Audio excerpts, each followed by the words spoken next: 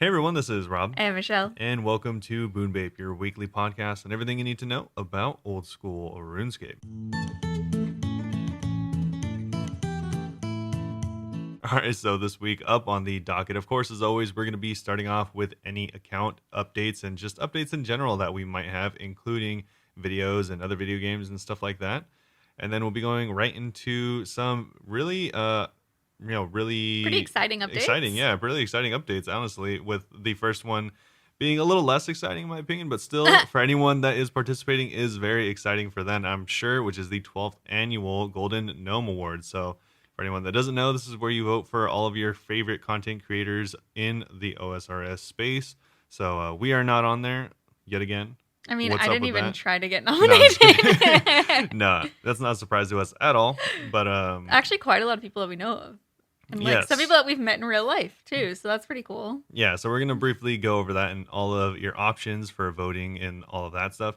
And then we'll be going into the probably the thing that's going to take up a large majority of this episode, which is going to be Hmm. the Ruinous Powers, the new prayer book. And a lot of not just drama, but also just a lot of interesting stuff around that and a lot of stuff to go over because it's an entire spell book. And Prayer so, book. well, yeah, prayer book. And so there's a lot to go over. So that's going to take quite a while. That's probably going to be probably, if I had to guess, the last half entirely I of the mean, we don't episode. even have the actual update out this week yet. No, it's So we not. record the podcast over 2 days. So we have no idea how long this episode is going to be, depending how long the update is Yeah. tomorrow. So yeah, they even tweeted out and said that the actual update's not going to be out until tomorrow. We're recording this on Wednesday. Luckily, we do record the other half on Thursday. So um, But it's going to be quite a rush. We're actually, getting ready for the personal updates. We're going out of town this weekend. we are. So this is hopefully going to be a long episode, but also unfortunately for our timeline, it might be a long episode. Yeah, we might be very tired Friday morning. Either way, yeah. So if you are waiting for the update or to hear about the update, then you can skip to a little bit later in the video. We Hmm. should have timestamps, but it is not going to be in this portion because it is not out yet. We're Yes, mostly going to we be talking literally about don't know what happens. those two things so far. But yeah, before we get into that though, Michelle, how's it going? It's going really well. So I had my subathon last week. You did. Yeah, it went really well. We ended up reaching 200 subs, which was super dope.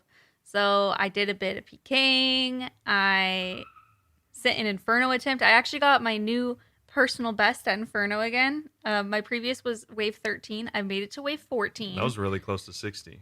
Yeah, I mean, basically, I got the cape. Yeah. But yeah, now especially like I was trying this time, bro. I was trying, and people are like, "When are you gonna get the cape?" And I'm like, "Do you see?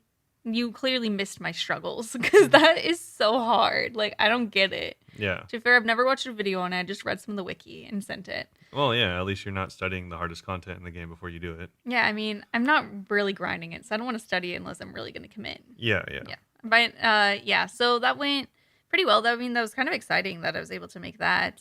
And for reaching the 200 subs, I got pied on stream, which was pretty funny. Yeah, I just got a bunch of whipped cream and slammed it into her face. It was great. My mom was actually in the chat, and she accidentally became a pro at baiting subs for me. Yeah, she really wanted to see you get She a bunch so of whipped funny. cream on your face. Because like we were like 13 subs away at one point, and my mom was in the chat like, only 13 subs, come on guys, am I the only one that wants to see her get pied? And I'm like, Yeah. dude, she's like really good at this. Yeah, her mom is like a big time boomer, so she didn't even know how to. She doesn't even know how to give subs because people were like, why isn't she gifting? I'm like, she doesn't know how to. Yeah, she literally doesn't know how to set up gifting subs, which is kind of funny in and of itself. Yeah, she got gifted a sub before and texted me and was like, how do I give this to you to make sure you get paid for it? And I was Yeah. like, that's all It's that's already required. done. It's already done. The transaction has been fulfilled. Yeah.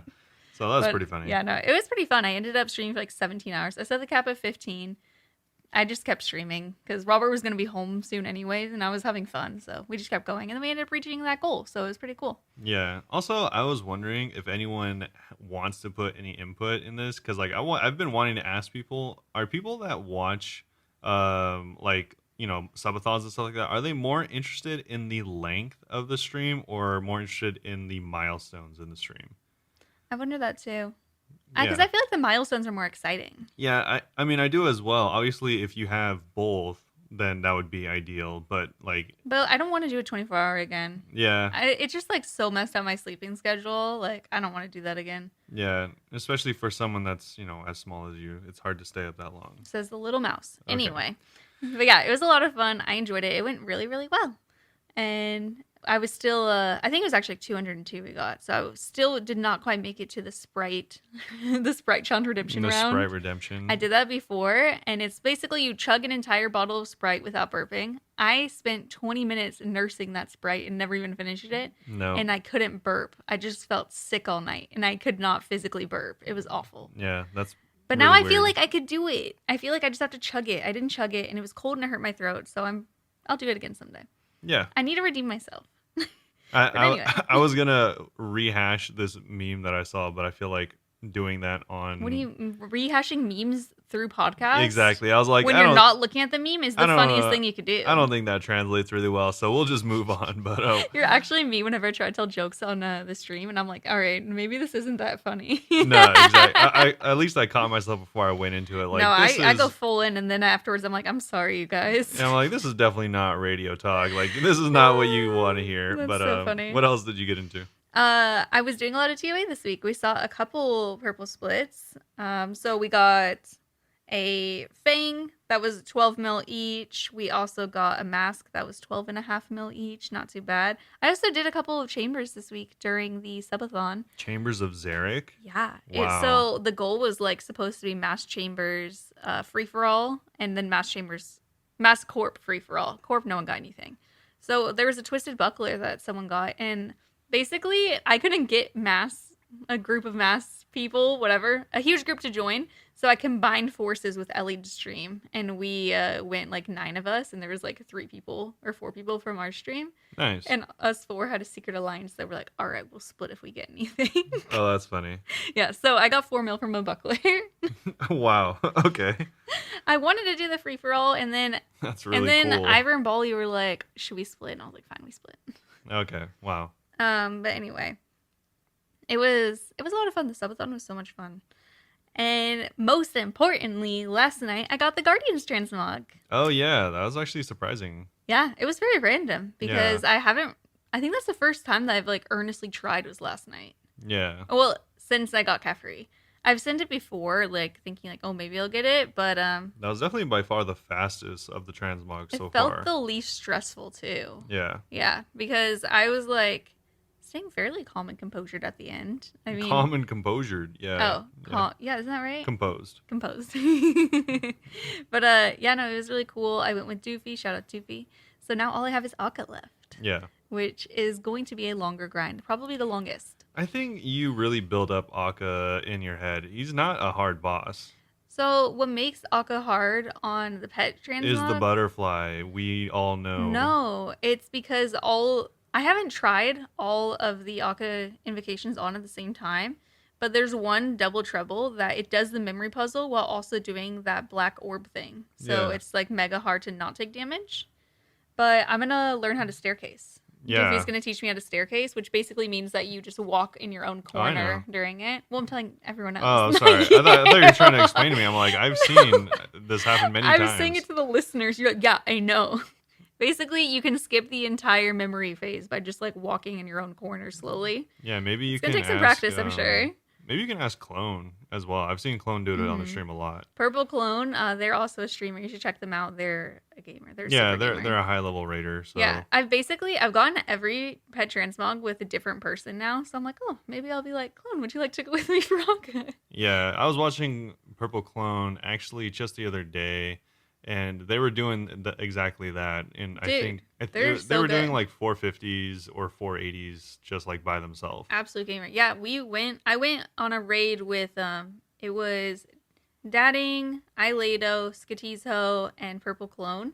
And all of us except for Purple Clone died within like the first or second quadrant. And Purple Clone literally carried us to the end, and it was a 420. Yeah. That was nuts. And like 420s are very hard. to clarify for anyone that doesn't understand the staircasing method, essentially you're walking in between the ticks that the waves do damage. So it's called staircasing because you just are walking left and up, and it looks like a staircase. I don't think they even did staircasing for that. They were just a game. No. He was. They were later in a separate run solo. But yeah, so that's the premise of staircasing is you're walking in between damage ticks, so you're not technically on the platform, so you're not taking damage. It's like a weird mechanic. So cool. I have like so many little friends in game now that are such good gamers that it's like, teach me your ways. Yeah. I'm gonna feel so cool if I could learn how to staircase. I hope I can. You're just a permanent Padawan and everything. Yeah. But butterflying still trying to get the hang of. Yes. That's you just basically run away from the melee version of Akka without taking damage. It's like an extreme version of kiting, very specific. Yeah. It's harder because I have sanguinesti and I use the tiles that you're supposed to use with the shadow. Yeah, so for anyone that doesn't know, sanguinesti is a 5-tick weapon, while the shadow, of course, is a 4-tick weapon. So I think it's the opposite, isn't it? No. Oh, okay. Or it might be. I mean, they're different ticks. Could be. Yeah, either way, one's 4 and one's 5. Yeah, so basically I'm using the incorrect tiles, but I'm practicing it because I'm saving up for shadow anyway. Okay. And red Xing I actually kind of did a little bit the other day. Red Xing makes it so no one takes damage from Baba, basically. Yeah. But it's like... It's the same tactic you would use for a garage door. Oh, really? Is it? For solo. Oh, I've never done it solo. Yeah. Maybe Zammy as well. I know that's why everyone brings the base of the cannon to garage door. Is that why? People use that to click on? Yeah, so they could red exit. So with red Xing, the way that you do it is you're walking and you click on a pillar and you move 2 steps forward, hit Baba, and it takes you back. And you just keep doing that over and over. And I was doing okay, but then I started to like overthink it and I messed it up. It's funny because we're just going to describe all the high level raiding techniques. So for anyone that doesn't know, that's the last one. I just wanted to let them know. For anyone that doesn't know, red Xing just means that. So there's a big difference between when you click in the game and there's a yellow X, and then you click and there's a red X. Yellow just means you're going to walk there, and there's different priorities that your character has when walking. I didn't know why it was called this. And then if you click on something and it's an actual thing to click on, such as a pillar, then it's a red X. And that makes it so that your character will bypass a lot more things while walking. I had no idea that's why. Yeah. I thought it was called red X because the pillar is red. No. So, and I didn't understand the X part. The main part of the red X is that means that it has a weird interaction with you and things that are targeting you. And so, one, it avoids a lot of collision, and enemies will move differently than they normally would if you are red Xing. Interesting. Yeah, I didn't know that. I knew what to do. Didn't know why I was doing it. Didn't know why it was called that. Yeah, so it's a really weird mechanic. Like I said, you wouldn't really know it unless you've done very specific things like soloed and lived at garage door for a long time. Yeah. Or obviously Akka. Yeah, and I want to eventually be able to get a Fang Kit and stuff. And it sucks when I'm the only one on the team that couldn't red X or butterfly. So if it starts attacking me, then it's just I'm going through my pots like crazy. Yeah. Because I can't do it. So I want to be able to practice and maybe go for my Fang Kit after I get Akka, Yeah, that'd be cool. People are saying that the Fang Kit is easier than Kefri was. But to that, I say Perky Porker is such a gamer god that Kefri felt easy. Well, I mean, I think it all just comes down to your perspective, your gameplay experience. Yeah, exactly, to what you prefer and stuff like that. I think Akka's going to be worse than Kefri for me. Also, it's funny how in this game as well, even a game as old as this and with such a weirdly archaic movement system, it still stands true that for any high level play of any game I've ever seen, one of the things that matter the most is how well you're able to move your character. And it's funny because that still stays true even in the super old game that is RuneScape. Oh yeah, I'm glad that I'm finally utilizing the true tile indicator as well, which is nice. Before I used to not get it, and now I actually use it a lot. Yeah, it's such a big fully understanding the movement of your character in a game is incredibly important. Yeah. Oh, speaking of true tile indicator, I also got platinum in X marks the spot, the quest. Oh, for nice. speedrunning it. Yeah. I use the true tile to figure out when to dig. I'm like, all right, my square's technically there, and we dig now. Yeah, exactly. And it helped me get platinum. You can do things like people don't realize you can do things like 2 or 3 seconds before you actually seem like you can do it because the true tile is Probably so 2 weird. or 3 ticks, not seconds. 2 or 3 minutes. Yeah, I'd say hours even. Yeah. Like as soon as before you even log in, just start digging. Yeah, it's important with bossing, of course, but it's also really handy for quest speedrunning. Yeah. But yeah, other than all that, I also have been making a lot of shorts this week. I'm trying to do shorts most days. It's not going to be every day, especially because I'm going out of town this weekend. We're going to go visit my grandma. So I'm not going to be able to make any shorts. I'm trying to schedule a couple to go out while I'm gone. I also put out another stream highlight. I don't have any like videos out this week though. Yeah. So actually, I mean, still a decent amount of YouTube stuff. So if you enjoy this content or RuneScape content in general, maybe check out the YouTube. Yeah, there's a video that I want to make, but I'm going to have to get other people to join me. So it's kind of like going to be a pain to schedule around like 8 people. It's fine. Yeah. But anyway, other than that, I also started playing Subnautica yesterday, the first Subnautica. Original Subnautica. And I have obsessed again. Oh, I started to get over below zero, but starting again is the best. The beginning of Subnautica and Subnautica Below Zero are the most fun. Well, the beginning of any survival game is generally the most True, fun. because you don't know what's happening and it's all cool. One, you get to rebuild your base, which is fun. You get to like explore. Yeah, re-exploring things. Exploring is my favorite part of Subnautica by far. Yeah. But anyway, how are you? Pretty good. I have not played any RuneScape yet again. Well, you've been playing your other game. Yeah, I have been playing quite a bit of Deep Rock Galactic. For anyone that still doesn't know, I am playing that game a lot. It's pretty fun. It's essentially Rock and Stone. Yeah, Rock and Stone. Essentially, you're Starship Troopers. If you haven't seen that, you're just killing big bugs while mining minerals. It's pretty simple. pretty simple game. But and yeah. What did they say about the bugs? There's a weird amount of catchphrases in this game. I'm not yeah, that's such a vague question. I don't even know how to answer it. Dead bugs are better than no bugs or something like that. No, the only good bug's a dead bug. There we go. Yeah. See, there's a lot of things that he says. He just says this to me while he's in the middle of playing, and I'm like, okay. Yeah. Okay. There's a lot of quotable lines. It's a really fun game, and it's usually really cheap. So if you want a cheap laugh with your friends, then I would pick it up. Yeah. You try to play with Robert, he'll stop playing it. No, yeah. No, I actually usually play with other people, but yeah, it's a pretty fun game. I'd highly recommend it. Nice. I've played not a ton, but of the things that I have played, I've spent most of my time in that game. Mm-hmm. But yeah, not too much else. Just been working, normal stuff. But I'll just keep it so brief. Fun. Yeah, keep my exciting life brief and move on to you need to get back into RuneScape. Golden Gnomes. I have so much updates, and you're like, yeah, Rock and Stone, baby. I mean, my updates for RuneScape would be like, oh, I got 200k mining. All right, that's it. I mean, I feel like the week after you started playing again, you're like, I just got a pet, and I got levels in 17 different skills. Well, to be fair, I was like 1,200 total levels, so there's a lot to easily be done. It was still exciting. Either way, though, moving on to the Golden Gnomes for this time around. It is the 12th annual Golden Gnomes, and these are all of the finalists. So if you already missed the voting, then, sucks to be you, but it's already... nominations. It's already the finalists, so hopefully the people that you wanted to be voted for were. But recently you asked to nominate your favorite RuneScape content and content creators for the prestigious annual Golden Gnome Awards. We were blown away by the response. Thousands of you have nominated your favorite video makers, streamers, artists, and cosplayers. And now we're ready to reveal your finalists for the 12th annual Golden Gnomes. Of course, there can only be one winner. And for each category, you can have your say on this page. Of course, they have YouTube. Yeah, of course they have their link there, so you can go check out all of your favorite categories and vote for them there. Also, at any time until midnight is when you can vote. Midnight on March 13th. So you actually have quite a bit of time still. Mm-hmm. 5 days from now, probably 4 days from when this goes out, maybe even 3 days. Either way, that's still definitely enough time if you really want to vote. So, yeah, make sure to do that.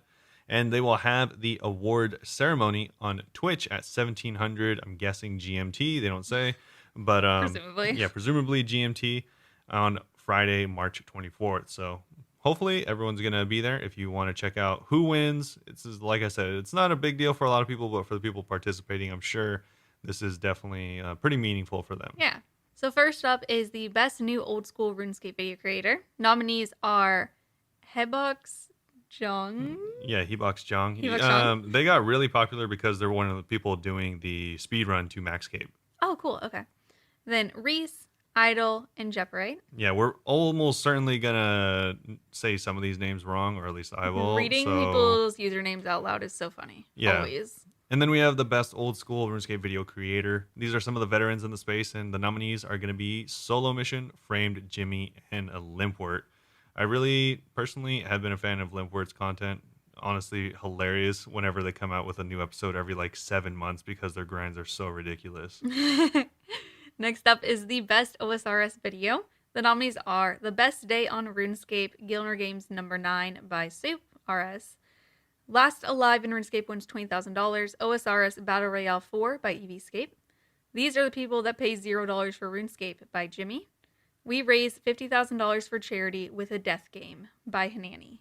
I was in that one. Vote that one. Yeah, it was a pretty... I'm in it for 3 seconds. All of these videos were pretty good, but I mean, I definitely would have to vote for Hanani. Hanani's was hilarious. Yeah. Like, I wasn't in that video after like 10 minutes, and I was still watching because it was just so funny. Yeah, it was definitely... She's really funny. It was a good video, and it was for a good cause, so... Yeah, she raised a lot of money for charity. I do hope that one wins. But the next one is going to be the best OSRS streamer. New OSRS streamer, which, of course, is... we are in here. Just kidding. Stupid. Not even close. But that's going to be Skatizo, Zoe Pancakes, Hebox Jong, and Limpwort.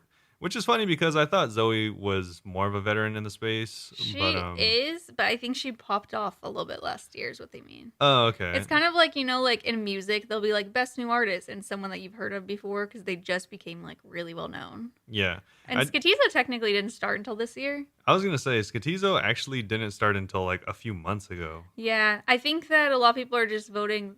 They're just thinking new. They're not necessarily thinking 2022. Yeah, sure. But I mean, they're both really great streamers, so. Yeah, I meant a few months ago, as in Skatizo seems by far the newest in this list. Oh, yeah, people don't want to vote for her because she didn't start streaming in 2022. And I'm like, shut up. She's very popular. Yeah. You just sound like a hater. Yeah, to be honest, she's probably, honestly, progressed, like, so much. Yeah, she had a big community before she started to. I know. Yeah. I'm surprised that Tina wasn't on there. I am as well. Tina was like exactly the same as Skatizo, just getting really popular fast. This is going to be completely separately, or not completely separately, but like, also I noticed that Tina had to have their Twitch name changed. It's X Tina instead of... she wanted it changed to X Tina. Yeah, instead of Tina OSRS. She was adding Christina Aguilera on Twitter asking, can I have your username, basically? Oh, really? Because Christina Aguilera's name is X Tina. Oh, that's funny. Surprisingly, Christina Aguilera didn't respond yet. Unfortunate. Probably any day maybe now. the next day. Yeah. Next up is the best OSRS streamer. The nominees are MMORPG, Odablock, It's Will, and Dino. It's funny because I feel like the only reason they didn't include Bodhi in this is because they're up for the other streamer award. Because there's no doubt that Bodhi is one of the best OSRS streamers, so it's kind of funny that he's not up there. I think that there was a lot of big creators too, basically saying like, "Don't vote for me if I've already won." Yeah, no. A lot of people were saying stuff like that. There were a couple of people that actually rescinded their submissions. I think Solo Mission was one of them as well. And if people have already won and they're like, "I don't need to win again. Let's get someone else to win." Yeah, there was another, but I know Solo Mission has won and asked to not be nominated this year. Mm-hmm. For the upcoming Best RuneScape Artist. This is going to be the Best new artist. Oh, I keep missing the second word. Best I know. I should be reading the new and you should be reading the regular because you keep missing it. Well, luckily I said upcoming, so it's kind of the same. Either way, the nominees are going to be OSRS EVS, Skatizo, which is also the streamer. Yeah, which is also the streamer, but it's because she's a graphic designer. Yeah, she's really talented. The next one is Uber, and finally the Scold. I saw some of the Scold stuff on Twitter after they got nominated, and they're also really talented. I'm not sure if I've seen the other two, but I mean, if they're nominated, they must be good. Yeah, I'm sure all of them are very, very good. Definitely. Even if we haven't seen them, I'd recommend go checking out their stuff. Yeah. Next up is the Best OSRS Artist. The nominees are Witchy Crafty, YT, like YouTube. I've talked about them a lot, actually. Yeah. I follow them on Twitter.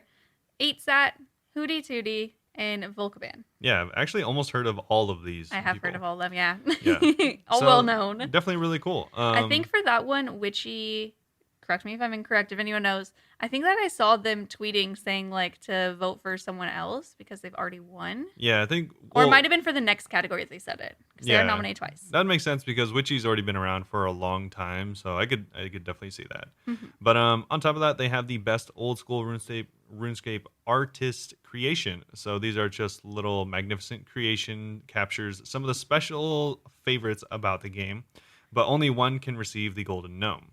And the nominees are I going to love be this first one. yeah. So this is a little Peepo comic that Witchcrafty made. Honestly, hilarious. It's the one where he's like on Tutorial Island and he makes little scrimps and they make fun of him and they show people crying with his little scrimps on his plate. Yeah, It makes me so happy. okay. Yeah. So these It's are a little comic. Witchy makes little comics about people. these are all. I don't know what specifically They just say artistic creations, Yeah, whatever that may mean. I was like, I don't know what specifically they label as artistic creations, but there are different mediums for this. So one is the comic that we just mentioned. The second one from Volkban is going to be a Where's Waldo style? Where's the Wise Do you Old remember Man? we talked about this before? Yeah, we did. we It's did. so cool. I We love saw this. And then there's another one that's going to be some wallpaper by Susie Owl, and finally a video sending off the Woldy bosses for a final time by Lion Orion. So, Nice. like I said, I don't know how they chose this It section. was just whatever you liked that was cool and arty. But yeah, either way, go check it out and vote for which one you like the most. Yep. Next up is the best OSRS cosplay creation. I absolutely love these. And the first one, of course, you've probably seen this one, is Madame Mage's Sandwich Lady cosplay. Yeah. She's very well known for this cosplay. It's funny because I'm mostly staring at the bread because she's holding She has a ba- really good she's- baguette for it. She's holding a baguette, and I'm like, wow, that looks like it's either fake or just It's a really, fake. really I'm well pretty done sure she baguette. uses it all the time. Yeah, But yeah, okay. she makes like videos of her like pretending the sandwich lady and stuff. It's pretty cool. Next up is Zoe Pancake's Konar cosplay. She did the full body paint, which is committed, and I love it. She did a really good job. And then Witchy Crafty for Crystalia. I like how Witchy, I'm assuming this is the same one. She's on here like 3 times. Yeah. She did such a good job. There's so many Slayer. There's 3 of these 4 are Slayer masters because next up is Nunu Nell's Neve cosplay. Yeah, rest in peace. Oh my god, I thought you meant Nunu. I was like, No. what? No, Neve. Neve. Yeah. Yeah, it's super cute. All these cosplays are so great. I love Nunu's Bando's chest. I want one. Yeah. So besides that, though, that is all of the stuff that you can actually vote for. So I'd recommend, again, go check that out and vote for your favorite one because those creators do put a lot of effort into their content. And on top of that, we do have some honorable mentions for the best new OSRS video creator. We have a cold one, Zayzed. I'm pretty sure it's Zayzed and Alonescape.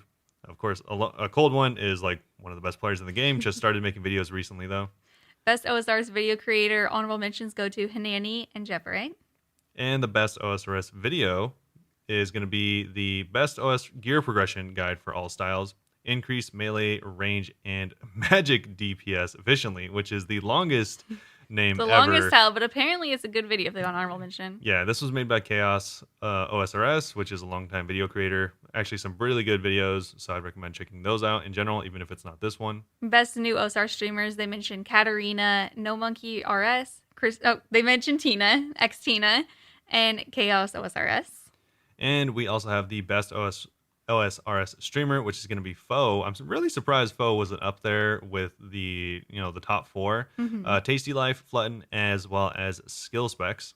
Best new OSRS artist, they also mentioned Bindulum.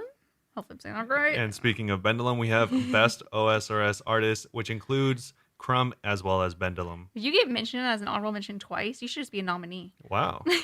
Best OSRS cosplay, they also mentioned Versik Vitur by Womanity, and I'm in love.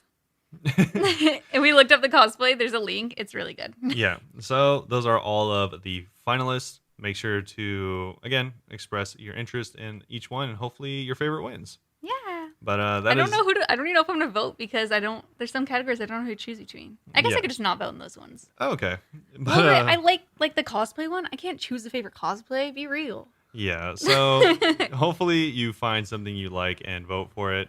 And that's going to be about it for the Golden Gnomes this time around. Yeah. That's the 12th annual Golden Gnomes. Good luck to everyone there. And we can move on to what we really want to dive into, which is going to be the new prayer book.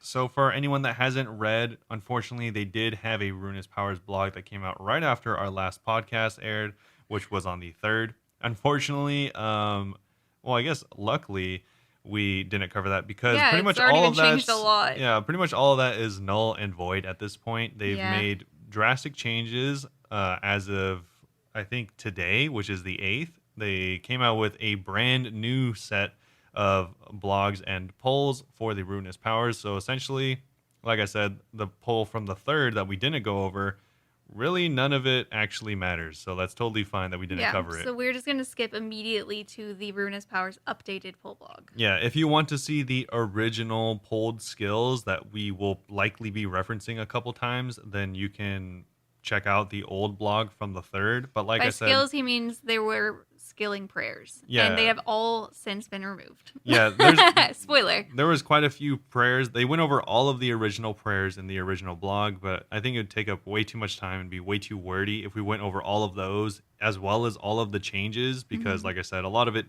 did nullify the old ones. Also, it's so not even relevant anymore. They've all changed. So it'd just be exactly. telling you what could have been, but won't be. Yeah, and also it'd just be kind of telling you the same information twice. So if you Yes. did want to check out the original poll, I did want to mention that you can go check it out. It came out on the 3rd, and it's called the Ruinous Powers Greenlight Poll Blog. Yep. So you can go check that out. They also did make an update to it as well, but we're just going to skip that over because they already came out with a new blog updating that as well. Yeah, and they had a survey as well. That's where all this feedback is coming from. But I don't think that this survey is relevant anymore either. Yes, exactly. So for the Ruinous Powers update that we will be going over, this is called the updated Greenlight poll blog, and this came out today, the day of recording, which was March 8th. And so this is what we're going to be talking about going forward. So, as far as promised, we're back with a back-to-back blog update to talk about Ruinous Powers. If you've not caught the original Ruinous Powers Greenlight blog yet, take a look by clicking here. Of course, like we just mentioned, they have that, and you can check it out. And on top of that, they do have a summary of changes if you don't want to get into the weeds like we are about to with all of the skills and changes. So, if you just want to get whatever they've changed recently, then you can check out the summary of changes instead of reading the whole blog. One thing I don't know if they're going to mention is that some of the prayers that have been removed, if you read the OG one, are Conservation, Ancient Abundance, Ancient Offering, and Overprotection. So you will not be hearing those again. Yeah, unfortunate. 3 of those were skilling. Yeah, so I guess we can talk about that first before we get into this because, like we said, it's not really mentioned again. So originally there were 3 skilling prayers that they had on offer because I think 51% of people voted, which was definitely a large majority compared to the other 2 options, that people wanted at least some skills to be introduced into the prayer book. Skill prayers. Yeah, skill focused prayers. Yeah. And so this was originally going to be Conservation, Ancient Abundance, as well as Ancient Offering. For anyone wondering what those skills were, they actually have them right here. So one of them did make it so that whenever while active, this increases the chance of gathering. So essentially this one offers a buff to activities like hunter, woodcutting, fishing, and mining, similar to invisible boost that you might find in some skill guilds. The other was Ancient Offering, which is going to make it so while active, you have a 75% chance to destroy the resource that you obtain, which kind of sounds insane, but it's actually to extend the amount of time that you can be AFK at a resource. For example, if you just are fishing forever at, let's say, Karambwans, every once in a while you would delete a Karambwan so that you could just fish longer while you're AFK. And the final one, which is Conservation. While active, you have a chance to prevent a resource from being depleted. Think of just not depleting a rune rune ore whenever you're mining, so you can get 2 instead of 1. Yeah. So, all those are gone. Yeah, all 3 of those Hope were you don't the like them. original ones. And while I didn't think they were especially inspired, they are now all gone. They do say that to rip off the Band-Aid at this stage, it feels like the correct thing to do is to shelve these skill-focused prayers for now.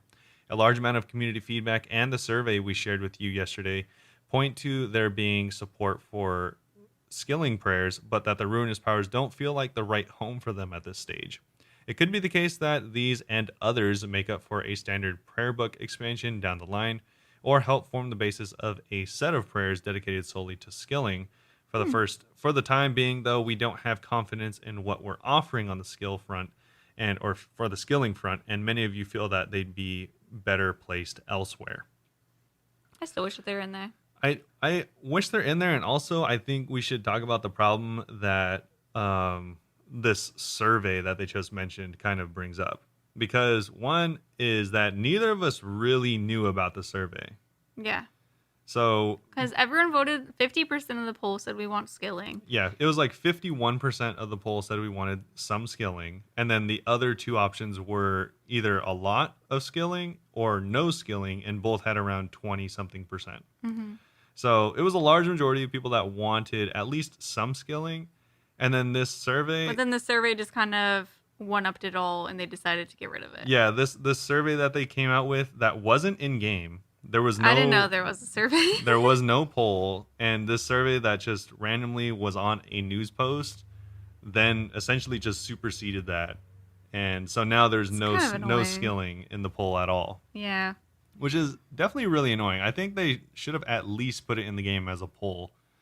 I mean, considering, and this is maybe there was a link that I didn't notice, but I don't think I knew about it. They could have had something that was like, we have a survey on now, but I don't always notice the little game messages. Yeah, while I still believe that we should have less polls overall, I think the only reason I'm like kind of salty that this was not polled at all is because the original was. Mm-hmm. It's like, why even have the original poll if it doesn't matter? That's true. It just feels like a waste of time.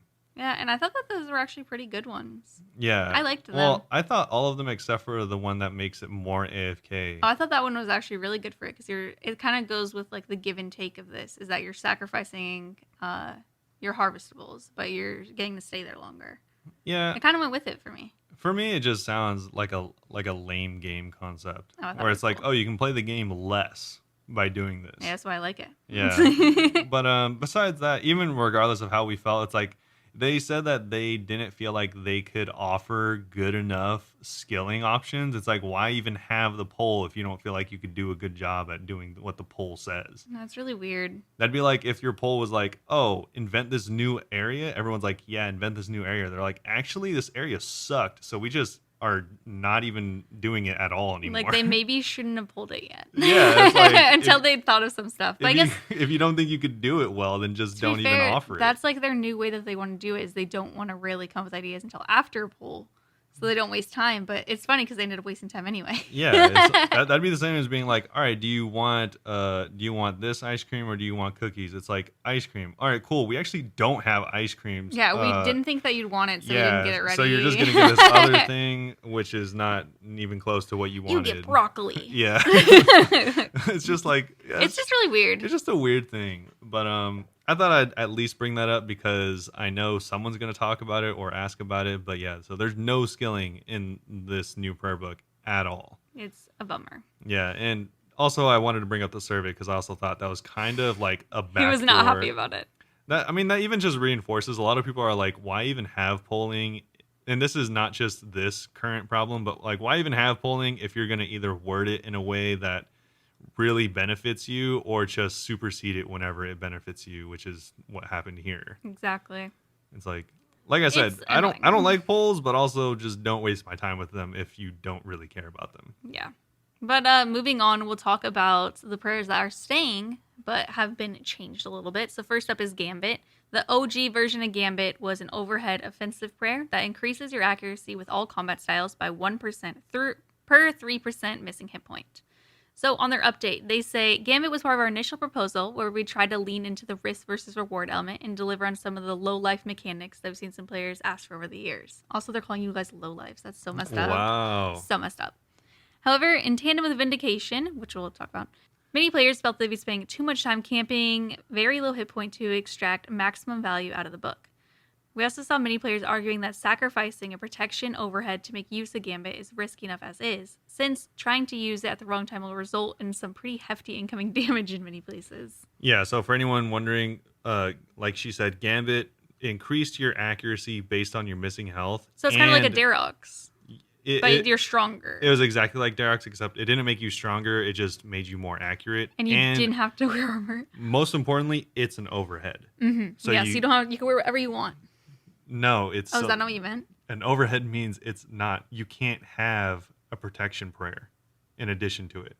Oh. It in it of itself is considered a protection prayer. So it's an overhead. Oh. Because obviously you can only have one overhead. You can't have... Oh, so you flick between this and overheads. Okay. Yeah, you can't flick. No, it says you can flick. Well, it's saying that you can flick, but they said specifically before they invented this prayer book, you can't flick on tick. So it'd have to be every other tick. But anyway, it doesn't matter because it's changed. Yeah, either way, Sorry, I'm getting so detailed about the old stuff that's not relevant anymore. My bad. Yeah. It's hard not to. Anyway, we think that this is valid feedback, and as such, we've decided to alter Gambit's effect. We've ditched the low life mechanic, instead opting for Gambit to be an offensive overhead that provides plus 8% accuracy with all styles when used. Simpler to understand, easier to benefit from, hopefully less frustrating to use. Yeah, so like we just said, they removed entirely the low life mechanic, and also it is still an overhead though, which is something you need to really consider because you can't use it at things that require any protection. It'd be like using piety only. Yeah, so like if you're, let's pretend if you're at like DKs using this and you need more accuracy, then you couldn't also protect if you're tanking another one at the same time. So if you're, tanking Prime and, range and mage at the same time, then obviously that would be pretty much impossible without getting stacked out. Yeah.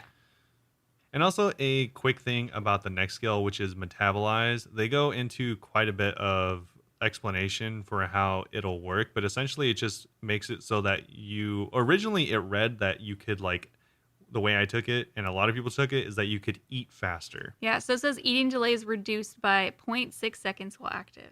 Yeah, but they wanted to clarify that essentially this just makes it so that you can't eat faster. You can still, if you know how to tick manipulate with food, you can still eat, 3 or 4 pieces of food like normal, but it makes it so that you can get into combat faster afterwards. Yeah. Doesn't affect your actual eating at all. Yeah, so it's less of an eat delay. So you can't eat 8 pieces of food, for example. Like you can't double up on the amount of food you eat. It just makes it so you can get into combat faster. Yeah, because sometimes you'll eat and then your character's still doing the little animations. So you can't exactly. Click. So it just makes that a bit faster.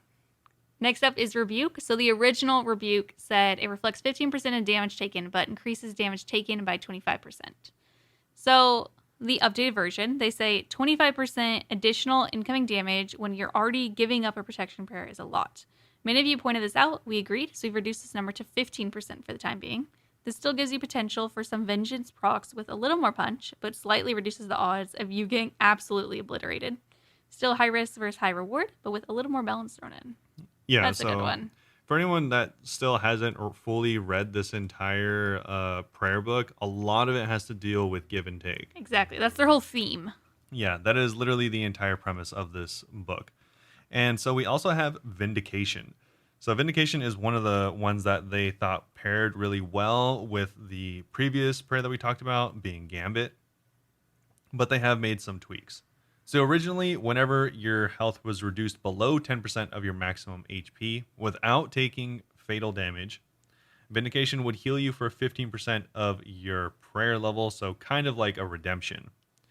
And but this it would also, upon activation, grant you 10% bonus damage on your next attack. And you forgot to mention, it drains 100% of your remaining prayer points. Well, it heals you, but gets rid of your prayer. Sorry. I said I didn't mention that because that's exactly what redemption does. Yeah, just in case you don't know. But Vindication has been changed. It says we don't have much to add here, but wanted to hopefully alleviate a common concern. So we've adjusted the blog to reflect a timeout window on Vindication, where the boosted damage will only apply for 6 seconds or 10 ticks before disappearing. To be clear, if your next hit is damage boost by Vindication, we'd give you a clear visual indicator so that it's easy to tell when you or a potential opponent can expect to see those extra hits. Those are all the tweaks we've made so far. If any of the prayers above or in the wider book, especially the Ruinous Smite, make it into beta, we'll of course be looking to make further tweaks. So not really a change so much as a clarification again, and also kind of a change that they added the timeout window so you can't stack Vindication a bunch of times, which is, I guess, something that people were worried about. So we're going to jump into Ancient Vows. This is kind of a big deal because this is some brand new stuff with some really intricate workings. So, with a few prayers being removed and survey results suggesting you'd like to see a few more unique prayers, quote unquote, we've come up with 4 new prayers, one for each of the elements, to try and fill in some gaps. We have Cruor's, Glacies, Umbra's, and Fumus's Vow. So these are all really weird names. So if I got them wrong, I'm sure no one got them right. So it's okay. These are all additions to the Ruinous powers that let you draw strength from blood, ice, shadow, or smoke to empower yourself in combat. Which is kind of funny because it seems like they're going towards the ancient theme, even though everyone said that they don't want it to be ancient themed. Oh, yeah. But regardless, I still think these are pretty interesting anyways. So these are the prayers that you probably didn't see before because they're brand new to this proposal. The ancient vows allow you to imbue yourself with one of the ancient elements. You won't be able to activate 2 vows at the same time, so it's important to know that these are not overheads. I don't think they don't mention that they are, but you can also use these with other spells, just not at the same time. So don't expect these to stack. It's worth pointing out that the numbers in here are perhaps a little conservative. We're more interested in to see how you feel about the concepts at first, and you can tweak the numbers in line with feedback if any of these make their way to beta. So some of these are incredibly powerful. This first one, I think, is what is giving a lot of people concern because, like I said, it is incredibly powerful, and this is Cruor's Vow. So while active, you have a 10% chance to heal 10% of the damage dealt with any combat style. Can I just say again, I hate when they put percentages because I cannot in my head think of what this would be. Oh, pretty easy. So let's pretend that you are fighting Ulm or something and hit for 100 with a T-bow. Oh, so it would give you 10 health back. Then it would give you 10 health back. Yeah. I heard that it might stack with Blood Fury as well. So it's just really too overpowered. Even if it doesn't stack with Blood Fury, it is still very, very strong. Honestly, I'm okay with it. But in Discord, dating is already telling people to vote no for this. Yeah, because this obviously stacks with other damaging things that you might get from the prayer book. So you could have increased damage and or increased accuracy, as well as increased healing, which kind of just is really, really strong. Like I said, I don't know if it needs to be nerfed. I haven't used it. Maybe it's just not as good as it seems, but on paper, it seems really, really good. Yeah. And that's for all combat styles. So can be very, very strong. Next, we have Glacies Vow. While active, you have a 20% chance to deal bonus magic damage. So this is just straight up the best magic buff in the game. On top of that, it also deals this bonus damage off your equipped style against your target's magic defense. The damage dealt is 10% of your initial hit. Nice. So it deals bonus damage, and I think it was also clarified that this bonus damage is it's rolled again in like a separate accuracy roll or something like that. So kind of interesting. I'm not exactly sure how it works, but there were talks about how it'll work with accuracy and stuff like that. Like on Reddit? Yeah, on Reddit. Oh, I was like, it doesn't say that anywhere. What are you talking about? No, on Reddit there was a lot of clarifications of course. From Goblin and other mods like from that. Goblin. Well, literally named Mod Goblin. It's just a funny name. Yeah, so if you are really interested in the intricacies of these, some of it has been clarified, but so this one is going to deal 20% bonus magic damage, and this bonus damage rolls off your equipped style, and the damage dealt is 10% of your initial hit. It also chills your targets to the bones and shatters them with some recurrent damage. That's the flavor text that they give you. Next up is Umbra's Vow. While active, drain your opponent's defense by 10% of your damage dealt. Umbra's Vow respect the same limit as shadow spells, meaning defense cannot be lowered by more than 15% of its initial value. This reduction would apply before other defense reduction elements, meaning there's still value in using this alongside something like the Dragon Warhammer. So they say it's difficult to spend every waking moment with your guard up, slip into the shadows, and get the better of any terribly tanky opponent. Defense reduction is extremely valued in OSRS these days. While the Accursed Scepter introduced a means of lowering defense from afar, a role previously only filled by the Bone Crossbow, many players often feel like it's not worth the special attack energy required.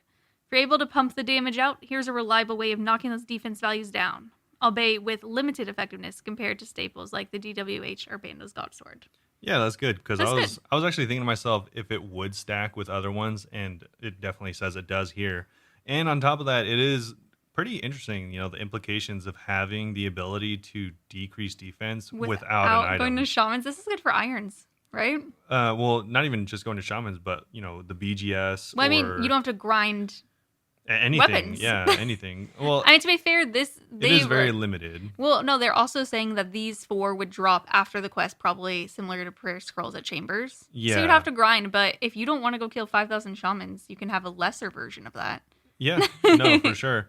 It does only go up to 15%, which is not that high, especially compared to things like the Dragon Warhammer or the BGS, but it still is definitely really good. Like they said, defense reduction is very strong, especially as we fight enemies with more defense. Hmm. For anyone that doesn't know, the way defense works is it goes up by like crazy amounts. Like enemies with high defense have like 30, 40, 50,000 defense. I didn't know. Yeah, yeah. So it's like really weird how defense works in this game. Technically, there's no such thing as defense. This is something I was like looking into. Is like you're technically I only hate this. dodging, which is like a weird mechanic in and of itself. I hate it so bad. But either way, without getting too in the weeds about it, this does seem pretty strong and seems like actually a really decent option. I like it. I do wonder how long the armor shred will last, though. Hmm. Obviously these are initial values, but if the 15% would last for like a few minutes, then this would Or definitely would it be until it dies? yeah, this would be definitely a staple, almost regardless, but especially if it lasted a long time. And then finally is Fumus's Vow. While active, attacks consume 10% of your poison severity to deal the same amount as bonus pointless damage to an enemy.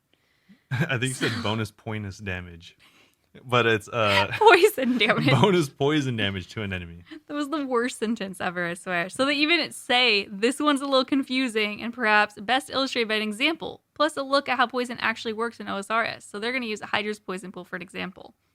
When you're inflicted with poison, well, it might look like a number that just says you're about to take this much damage. There's a little more going on under the hood.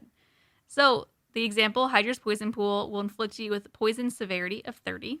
Every time poison damage ticks, the damage you take is equal to poison severity plus 4, all divided by 5.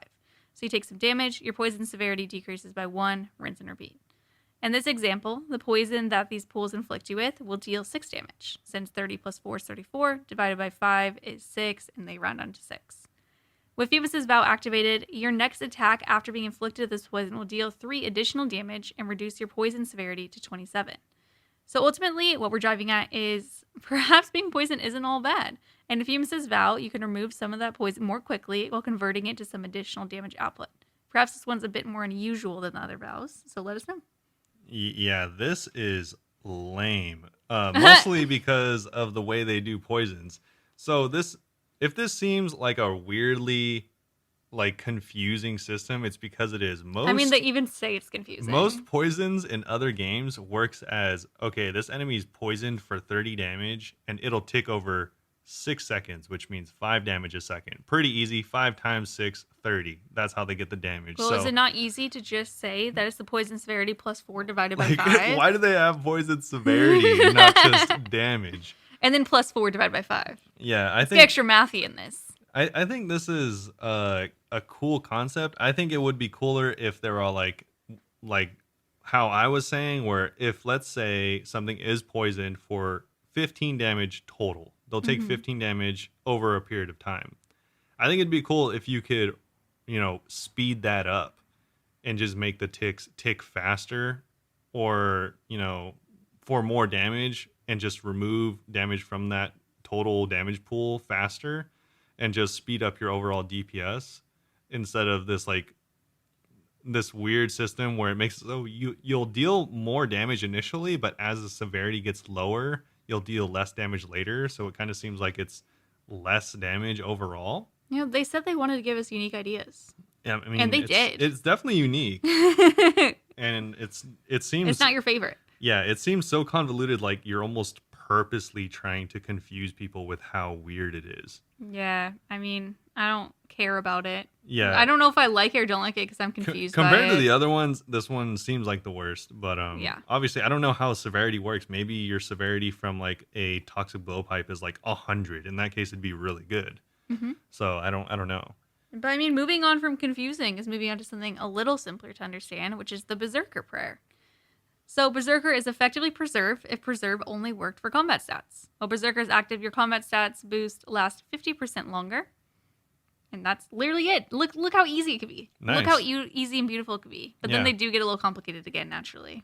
So we have protection prayers. So this is one of the bigger points of contention. And by bigger, I mean maybe the biggest. Because obviously a lot of people do not like chip damage. And for anyone that doesn't know, chip damage is damage you take regardless of what you're praying. Mm-hmm. It's kind of like when you're raiding on harder and they hit through prayer. Yeah, so that's how they've been introducing the balancing options for a lot of newer bosses is they just hit through prayer regardless. I mean, what's the alternative? Is that you just stay in the other spell book or prayer book? Yeah. I mean, I don't get why it would matter if it's a different prayer book. I mean, I guess because you want to stack it with the new prayers. Well, I don't know. It just gets, sorry, I won't interrupt. Yeah, so that's why a lot of people are having like a lot of problems because initially the protection prayers that they proposed were going to be 90% protection instead of obviously the normal 100, which would initially add chip damage to literally every boss in the game that had protections that they would normally use. So yeah, but you'd have better offense, right?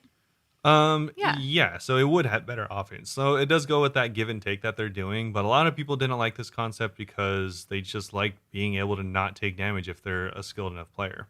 But with that in mind, we'll go into the protection prayers and the changes. These were among the most talked about offerings of our initial proposal. We spoke in a little more detail in yesterday's blog update about our reasonings for offering slightly weaker protection prayers as part of the Ruinous Powers. 88% of respondents to our survey yesterday feel that the Ruinous Powers should offer stronger offensive bonuses, but have weaker protection prayers compared to the standard prayer book. Also, I wanted to specify that in this survey, which was like 5 questions long, you only had 2 options, which was to have stronger defenses or stronger offenses, with the weaker being the opposite. Yeah. So I don't think anyone ever would pick stronger defenses. So I feel like that was kind of a... I mean, some people definitely did.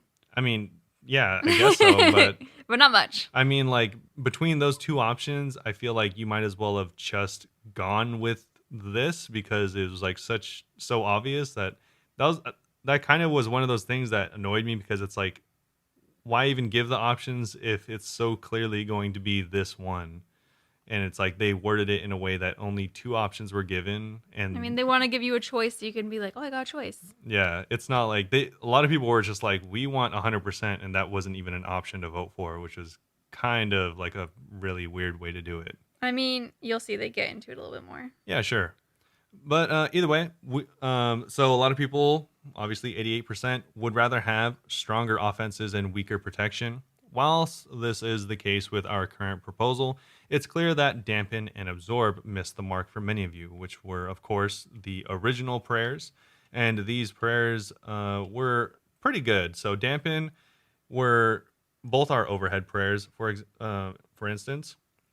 They, for Dampen, would reduce the damage from the appropriate style by 90%, just like overheads you've come to know and love, but with slightly less defensive power.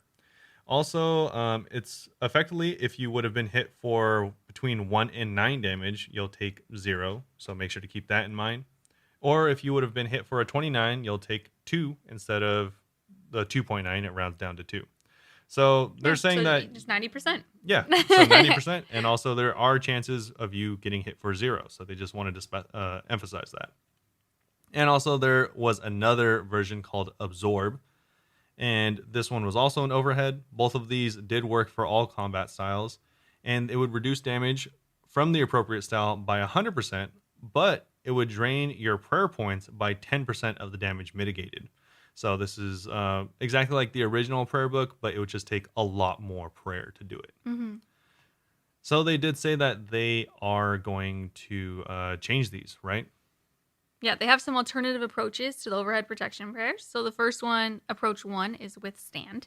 So this would provide you with 100% protection from the relevant style, reduced to 40% in PvP scenarios, but your defense is reduced while active.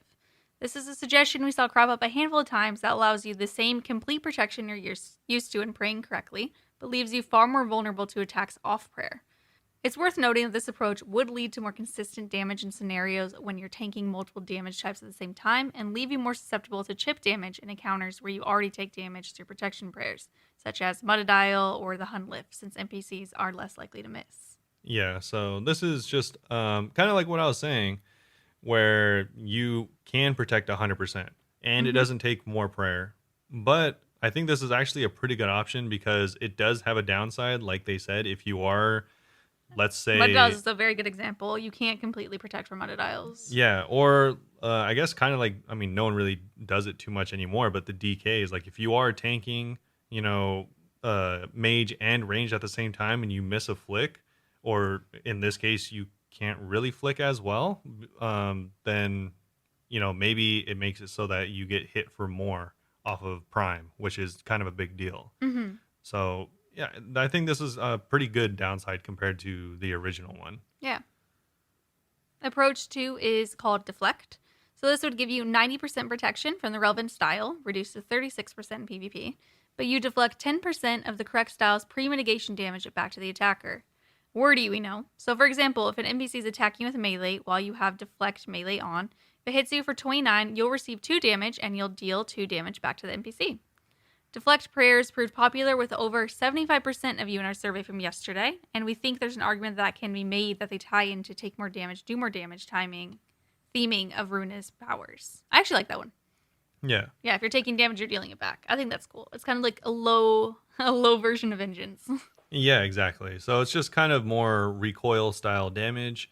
And overall, I think these are slightly better than the original 2 proposed ones. I agree. That I just suggested, being Dampen and Absorb. So, yeah, overall, I think Withstand and Deflect are better options. So I am glad to see them change. I don't know which one I like more, though.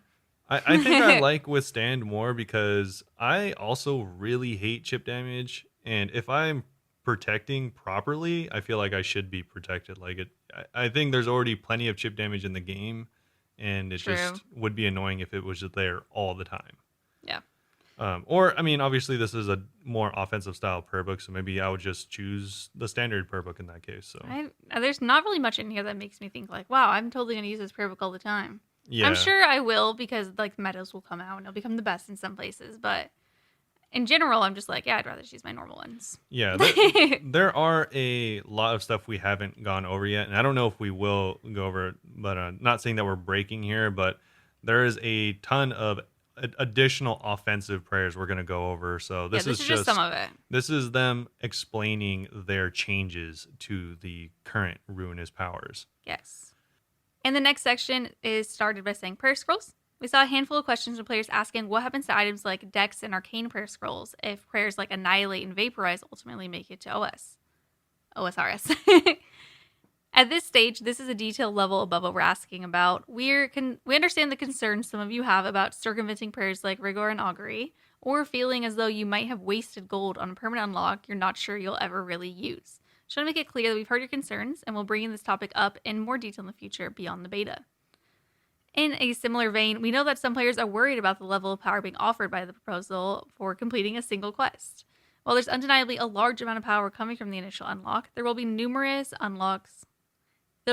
prayers unlocked via item drops from the post-quest bosses. We don't have specifics yet since it's a level of detail beyond this blog, but they do want to reassure players that you won't be going from 0 to 100 as soon as you see the quest complete screen. Some of the power available to you will need to be earned with some extra effort. Yeah. So we were saying, they'll drop like they do Chambers. It's likely a lot of these, well, not a lot, but obviously a few of these would be dropping from the 4 bosses that you can complete afterwards. So not only that, but Mod Goblin, I think it was, also clarified something that was actually kind of important in the subreddit comments or whatever. They did say that also some of these prayers would be very high level prayers. I hope so. We're talking level 80 up to 90 level prayers. Robert and I were talking about this the other day, how there's not really incentive other than just maxing for stuff like that. Yeah, because if you think about it, you get piety. Everyone's like, yeah, you only have to go to 83 and then you could just stop working on prayer. And it's like, what? You don't even need 83. You need 77 for rigor. Oh, 83 might be a diary. Yeah. Yeah, but it's just like, That's so weird that to think that you could just stop and you have the best thing. Yeah, it's like you get piety from, King's Ransom, and then you have it forever. Like you can get King's Ransom done within the first like couple days of playing if you know what you're doing. So I think it's also funny that they're like, some people think that's too powerful to get this after a quest. And I'm like, I mean, you also unlock Yeah. like Ancient Spellbook after the first one. You unlock tons of cool stuff at like lower level things. I think it's appropriate. Yeah, and also you do get, piety really really early, and it is a huge damage increase and Yeah. defense increase. Yeah, that's So, kind of strange. and it's not locked behind a Grandmaster quest, not even close. Yeah, Grandmaster quests are really hard, you guys. This is probably not going to be easy. Yeah, so I mean, there's a lot of things that go into it, but that's just like kind of one thing that they wanted to mention. And like I Mhm. said, it could have a potentially really high level unlock for some of these lower or later game spells or Yeah. prayers.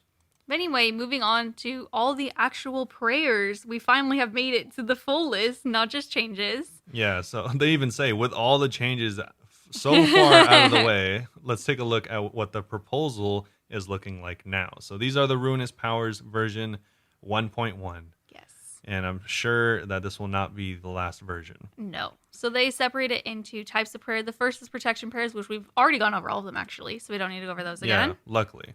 Next up is the offensive prayers. So, Ancient Precision, that would give you plus 20% attack. Ancient Strength, plus 20% strength. Ancient Sight, plus 20% range attack and range strength. Ancient Will, plus 20% magic attack. Trinitas, Trinitas, 15% in attack, strength, range strength, and magic attack. So all of them, I actually like that. Yeah, so you get everything, but it's just slightly worse. Yeah. Decimate is a plus 20% attack, plus 30% strength. Yeah, very strong. Annihilate. I love these names. These next three are the ones that were talking about superseding things like augury and rigor. Yeah, this is what you'll want. They are just straight up better than them. Yeah. So Annihilate is plus 20% range attack and plus 30% range strength. And Vaporize, finally, that's the last one, is plus 25% magic attack and plus 4% magic damage. So you can go, there's a poll up currently, you can go and vote on every single one of these. Yeah. and So let them know what you everything we've think. been talking about up to this point can be voted on. Yes. And should be voted on. I wish that the entire blog had just been like this, listing them instead of making it so annoying and wordy. I agree. Also, I think it is really important to mention these three, Decimate, Annihilate, and Vaporize, while they are significantly stronger than their standard Swearbook variants, none of them have defenses. Yeah. So you might not actually want them. Yeah. So then we have Overheads, which we already went over. Gambit, which increases your accuracy. Rebuke, which makes it so you increase your damage by 15% and reflect it by 15%. We've mentioned that earlier. And then finally we have Vindication, which we also mentioned earlier. We just mentioned all of these. Yeah. So those three are the ones that they have for the overheads. Make sure to remember that these are overheads, so you cannot use these in addition to whatever does get voted on for the protection overhead that we mentioned earlier. Yes. So make sure to keep that in mind when voting. Next up is the Ancient Vows, which we have gone over, but go and make sure to vote on those because this is the only one that I've heard people saying vote no on some of them. Yeah, some of these, again, are very, very powerful. These are likely the ones that are going to be required to be farmed from the bosses. Yes. So make sure to keep that in mind as well. And also read through them because some of them can be a little wordy and or just straight up like Awful. innocuous, weird systems like the poison one. Yeah.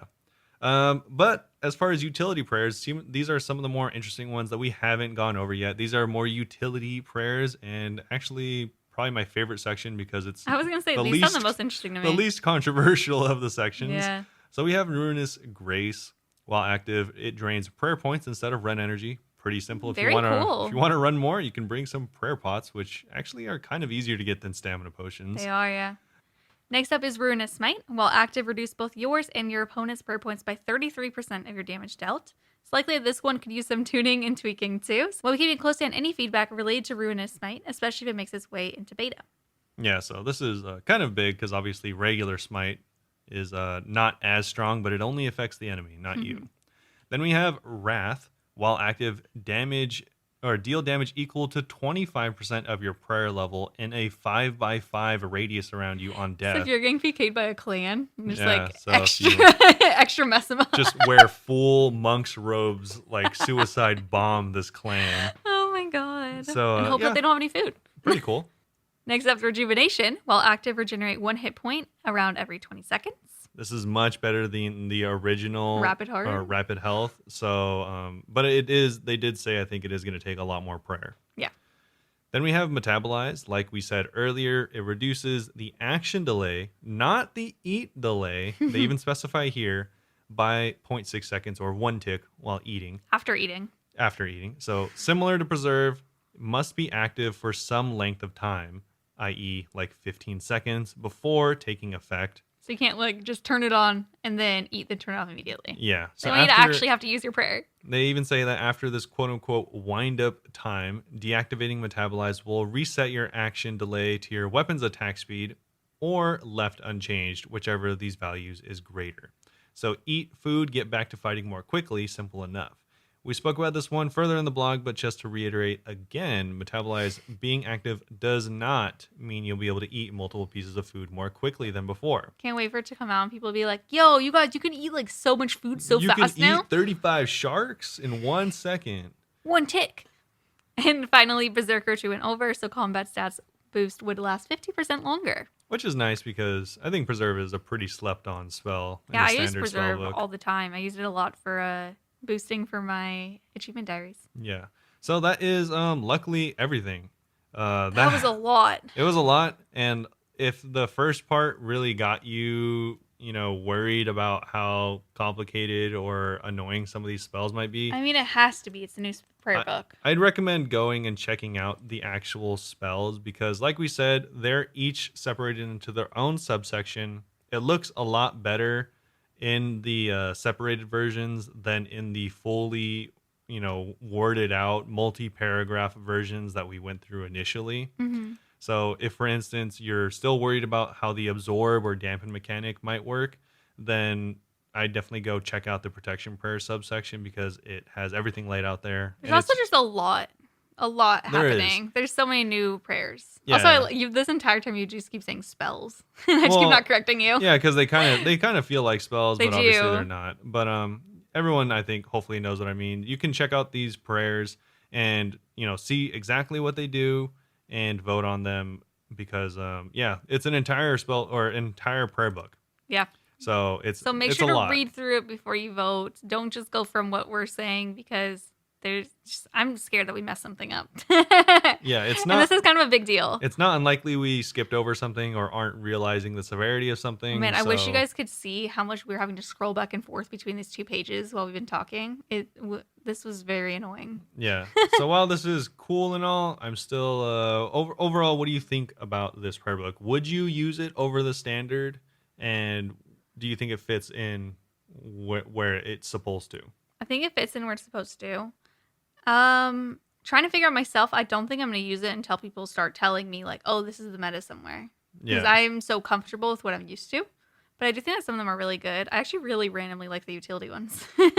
Yeah. Yeah. I agree. But I think the give and take is pretty good. I think that's represented very well in a lot of it. What about you?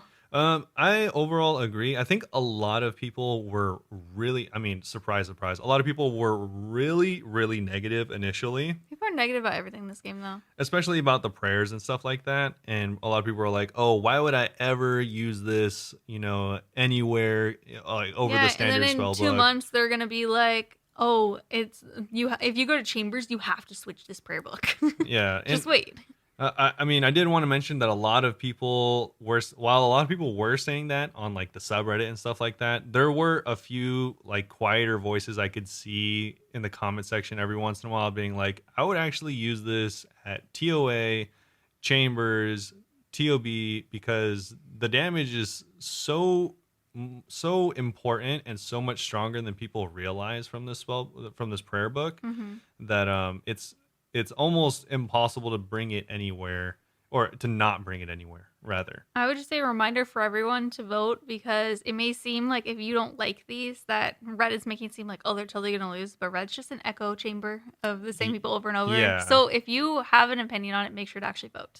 Yeah, so, a lot of these spells I think are good. I do think it was good that they went through on a second pass already. Because there were some issues with the spells, and a lot of them were not unique enough. I think that was a really valid consideration that they made, because that was one of the big things, is like a lot of these spells just seemed like the spells that we or the prayers that we already Yeah. had, but That's why I like all the vows, even though I don't know how much I'd use them. I think that they're very unique and could probably be used in certain situations. I agree. I like the uniqueness of the vows. I wish their names weren't so hard to We'll get pronounce. used to it. But I think we'll just end up calling Crew's vow Crew's vow, I'm sure.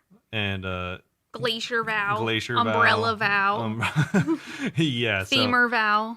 overall, I think the mechanics are really cool. Stuff that I've even suggested being in like future weapons that I think would be cool are in these spells. So I'm glad to see them, Prayers. or these prayers. So I'm really glad to see them in the game. But so yeah, overall I like it. I think it fits in the give and take. I think a big like thing that I'd be leaning on is what ends up happening for the overhead defensive prayers. Yes. Yeah, it'll be interesting to see how those work. Yeah, because like what will be better. Like I said, if it was for certain content, I really probably wouldn't end up caring about the chip damage. But if I was just, I don't know, if for a lot of content, it would get annoying, I think, pretty fast, just always having chip damage. Mm-hmm. So hopefully they have options for that as well. Or maybe that's the option where I just switch to the standard spell book or prayer book. So yeah, who knows? But either way, overall good. Overall good. Yeah. And we are back. It is now Thursday. We took our little overnight break and we are here. We have our update. So a little bit of revised docket. We'll be talking about this huge quality of life update, as well as the forestry poll results, and then we will get to our Q&A as per the plan. As per usual. But first, I had a little bit of update. Well, I didn't do much, but I did make more gold. I got a chap split. I got 15 mil. Wow. Yeah. Big money. Last night, I was just doing 8-man, like 300 or less with the chat all night, and it was cool. It was fun. If you guys want to raid, twitch.tv/Bunebape, come join. Nice. And then I played Subnautica. Nice. Awesome. No huge updates from you last night? Yeah, I killed more bugs. Yeah. Rock and stone. Yeah, rock and stone. Actually, I burned all of them with my flamethrower. It was crazy. That's gnarly. Okay. Yeah, some It's kind of morbid. roasted bug, you know what I'm saying? Oh. Either way, cool. We're going to get into the update. So this is for poll 78 changes. Never ending poll 78. Never ending. Actually, I think this is almost the end of it. Yeah. If there are more, then it is not much more. So this is almost the end of poll 78. So we're going to take a look at even more poll 78 changes that came out on March 9th. And this is, like it says in the title, launching a number of poll 78 changes. Yep. And so these ones are going to be Ring of Recoil have been added to the Magpie Implings loot table. This is something that a lot of people were kind of upset about initially, which is why they added it to the loot table, because they were originally going to replace part of the loot table with the They're recoil. going to get rid of pineapple seeds for it. Yes. And I'm like, seeds are so important. Yeah. Always. Not even as an iron, just if you want to save money. Because the Rings of Recoil, really are pretty much an iron drop. And so to remove another part of the iron drop table would kind of not make sense. Yeah, exactly. So, yeah, a lot of people were upset about that. But it did not get replaced. It actually, their upsetness did work, because now it is on the loot table, just in addition to everything else. Perfect. And the next thing is going to be players can now filter their prayers in the same way as magic spells. So this is something a lot of people were really upsetty spaghetti about this patch. I would actually say for good reason, because it is not what you'd think. Yeah, so, people were upset for two reasons. One... I'm upset for a different reason, probably. Yeah. So one being that it is just not very good. The interface isn't good. So we just went through the magic spell filtering thing where when you filter them, they get bigger. Yeah. For some reason, they did not implement that for the new prayer filtering. Yeah. So it's just this tiny. So for anyone that's ever filtered their skills or their spells in their spell book, it is the exact same almost, except, more specifically for prayers. Mm-hmm. And the thing that a lot of people are more upset about as well is there used to be a Runelight plugin. And this Runelight plugin allowed you to pretty much do what everyone wanted this update to do, which was, very specifically set which prayers are showing and where they are. I'm surprised that was allowed. It's not anymore, which is why it doesn't Oh, exist. I was like, that sounds like it could have been like a cheat thing potentially, Yeah, maybe it or could have used been, as but one. a lot of people just used it to, either make like swap places with different prayers and stuff like that, so that you could just more easily have like the three main prayers you used in the middle. Yeah. Whenever I go to click overheads, it's very frequent that I'll accidentally click other prayers on my way and like turn off regular on accident. Yeah, yeah, of course. And yeah, obviously most people just want to use the middle of their prayer book, which is like what they wanted from this update. But for anyone that doesn't know or hasn't tried it, if you do deactivate certain spells, one, the filtering is not very good or very specific, It's which kind of weird. I think that's something that they could definitely improve. It's just like yeah, some of the wording is strange and I don't necessarily know what's not going to show. yeah, exactly. So it's not, they're not, the filter's not specific enough. So it really just doesn't do the best job. And on top of that, whenever it is filtered, all of your filtered options are pushed to the very top of the spellbook, And they're which the same is size. the exact opposite of where you want it to be. Yeah. You want it in the Like direct centered. middle. Yeah, you want it not all the way out of the way like it is now. I saw one person that like pointed out, I think it was on Reddit, and they showed like what could have been. And it was basically like how you set up your quick prayers, how you go and check which ones you want to Yeah. use, but just like going and checking which prayers you want to show. Yeah, I think absolutely. Like That'd if be nice. if they just, because they already have the quick prayer set up where it shows like the left, the check, or like the check mark, the little Hmm. button on the left. If they just added another little check mark button on the right, To be like, show these only. yeah, to be like which ones are you showing and which ones are you setting up for your quick prayer, Yeah. and then just have that, and then they should auto adjust to the size that is allowed for them. Like Yeah. I don't Like how the know. new prayer one or the new spell ones have. Yeah, that should be an option. Like, why doesn't it resize? That's totally, it's so weird because I'm assuming that they started working on this before they did the spell resizing, because it's so weird that they just added that, because they're like, yeah, it doesn't make sense for it to be small. Add a new update where something is just as small. I'm Yeah, like, what? It's so weird. yeah. It really, again, It's a is, lot of blank space. If you go and try it out, it's like a lot of dead space at the bottom of it. yeah, like if you just select two options, half your prayer book just isn't there. There's just nothing. It's empty. Yeah, which I mean, obviously would kind of be the case in the other thing we're talking about. But I mean, if you are able to resize it, then it would just fill up your prayer book like it should. Yeah, that's how I think it should be resizable. Yeah, I don't know why it's not. That's probably I something they'll have to pull again for some reason. I was gonna say I feel like that's something that will happen though, Yeah, I mean, hopefully because this the way it is now is kind of weird. this also kind of seems like it's like random. Like I don't remember them like mentioning that they were gonna do this. I voted on it.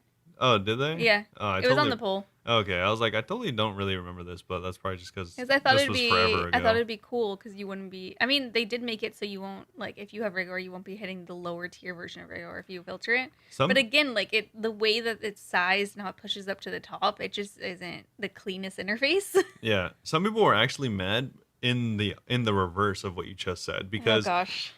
because like I know a lot of people want to extend their trips to Hmm. places for obvious reasons. Maybe you're doing Slayer or something like that, and you don't maybe need the defense that Rigor provides, and so Oh. they actually just want to use Eagle Eye. Hey, you know what's funny is that's gonna be the new prayer book will be perfect for them then, That, because yeah, they're gonna have ones that are just attack only. yeah, but I mean that might require more prayer per second. But That's true. either way, yeah, a lot of people like using. Like I've even seen people. Oh, and there's no way to make it so you can only have the lower. Exactly. They There's really need to. there's that ways check to mark. there's ways to get rid of the lower, but not ways to get rid of the higher. Oh, that's so true. Yeah, so Weird. like if you're on a Slayer task, or I've even seen people say that they like doing that at things like Vorkath. Like they just want to stay there as long as possible. So, maybe getting like a 5 or 6 kill stay instead of, And 4. Eagle Eye just happens to work better for them. And yeah, you don't need the defense because you're not really defending while at Vorkath. I mean, you're going to get hit probably regardless, Hmm. because he has a pretty high magic hit. That's But so true. yeah. Yeah, a lot of controversy weirdly around this. Yeah, so But I think that that's something that they should change. I hope that they do. There's a lot of people talking about it, so I can see them definitely adjusting it a little bit. I just don't know how they'll do it. I agree.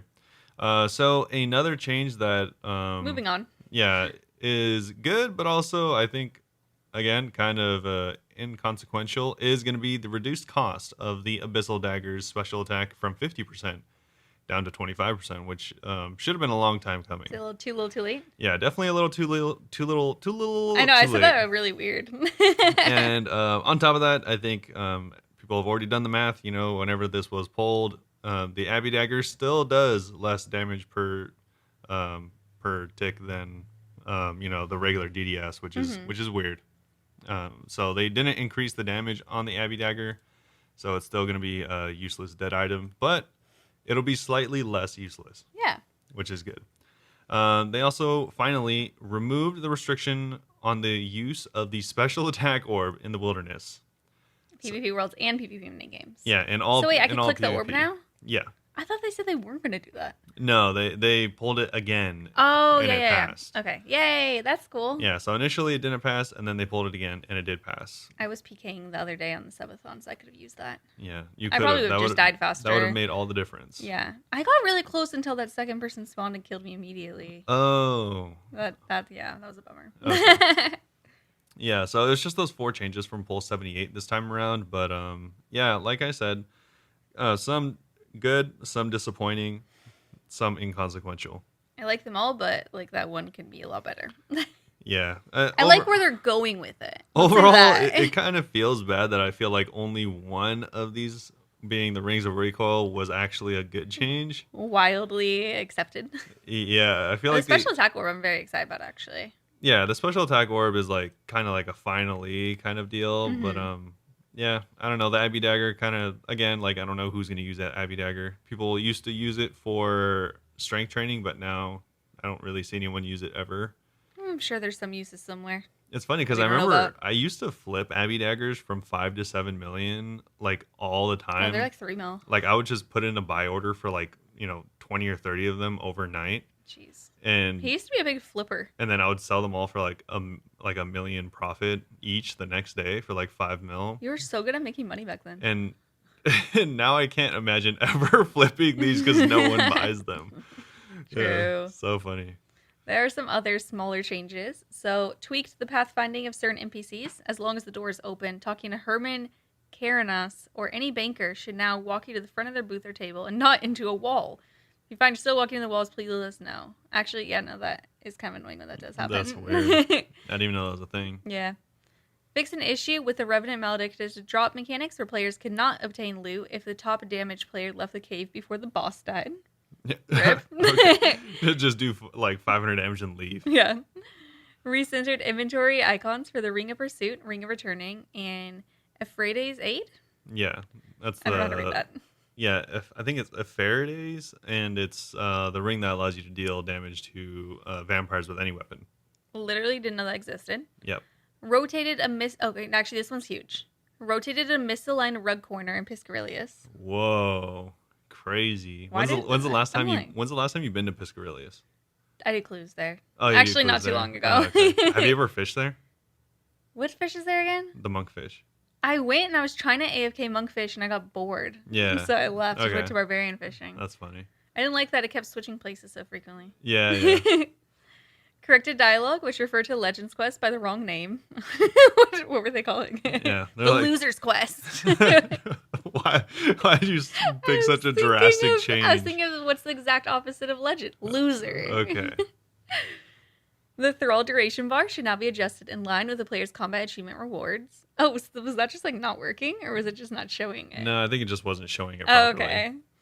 Expanded activity high scores that previously had minimum kill of 40. The new minimum is 35. Players within this range should find their scores are added gradually soon. I like that they're still lowering it. It's funny because I've seen people say the opposite, obviously, because there always is. Because they're all elitist. But it was kind of a good reasoning. Like I could see where they were coming from, but they liked it because it kind of gave them a reason to do a certain amount of KC at bosses. That's true. So you'll be on the high scores. Yeah, they're like, oh, I liked doing at least 50, so I could say that I was on the leaderboard. That's fair. I personally like this more because I whenever I see people with certain pets, like I always look them up, and if they have below 50, I'm always curious what kill count they got it at. Yeah. I'm just nosy. Okay.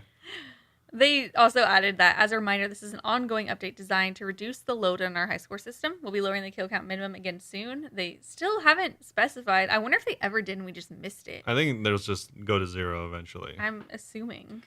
This next one's actually a really big update for Iron Man. A greater range of items, including upgrades, will now count for Master Clue steps and be accepted into stash units. So climbing boots gilded can now be substituted for climbing boots in the elite stash near the Shadow Dungeon entrance. Also, but who has... Someone's like, I don't have climbing boots. I can't do this clue. If only my gilded climbing boots would work. Or gold trimmed? What is it? Yeah, it's gold trimmed. Okay. Yeah, it's so funny. that one I thought was really funny because it's like, who has just that? Who's doing that? The Abyssal Tentacle or Abyssal Tentacle Ornament can now be substituted for the Abyssal Whip in the stash near Draenor Bank. That's cool.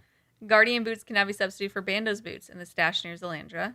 That's actually really cool because I don't think too many people use Bando's boots, but Bando's boots are like fairly rare. They're rare and also they're just not very good. But Guardian boots are actually okay as far as boots go. Yeah. Climbing Boots G can now be used to solve the elite emote clue Cheer in the Shadow Dungeon. Oh, I like how that's the same exact place and they put it so much lower on the list. Yeah, they could just put it right after. Again, they did that with everything, actually. Yeah, the Abyssal Tentacle and Abyssal Tentacle Ornament will now be accepted in place of the Abyssal Whip in the relevant Master Emote Clue. No way that this wasn't a thing before. Yeah. What? Yeah. You had to have the exact item. I hate that so bad. I think that's happened before to me a couple of times. Like, I go somewhere and I don't have, like, this specific amount. Yeah. And I'm like, bro. Yeah, I'm sure. Guardian Boots can now be substituted for Bando's Boots in the relevant Master Clue emote. Primordial Boots will now be accepted in place of Dragon Boots and the relevant Elite Emote Clue. Wait, they're literally just the advanced version of the boots. Yeah. Fallow will now accept the Bow of Ferdinand, the Bow of Ferdinand Corrupted, and all color variations in place of the Crystal Bow. Crazy. Oh, that's nice. Fallow will now accept all Gomel's Hilt variations of the Avernic Defender in place of the Avernic Defender, including travel versions. Wow. How was it that they were not accepting these slightly different versions of everything? You want to know what's funny, though? Is this would be two... I mean, I'm not a UIM, so I don't care. Mm-hmm. But none of these apply to UIM. Please note that although upgrade items are now storable in relevant stash units, we've intentionally blocked Abyssal Tentacles, Guardian Boots, and Primordial Boots from the stash for Ultimate Iron Men. Yeah. What? Don't worry, though. We intend to pull this change specifically for UIM at a later date. I wonder if they'll vote. Yeah, I don't know. I mean, obviously that'll be much more of a big deal for UIMs than any other person in the game, so I guess it makes sense, but it's still kind of funny. Yeah.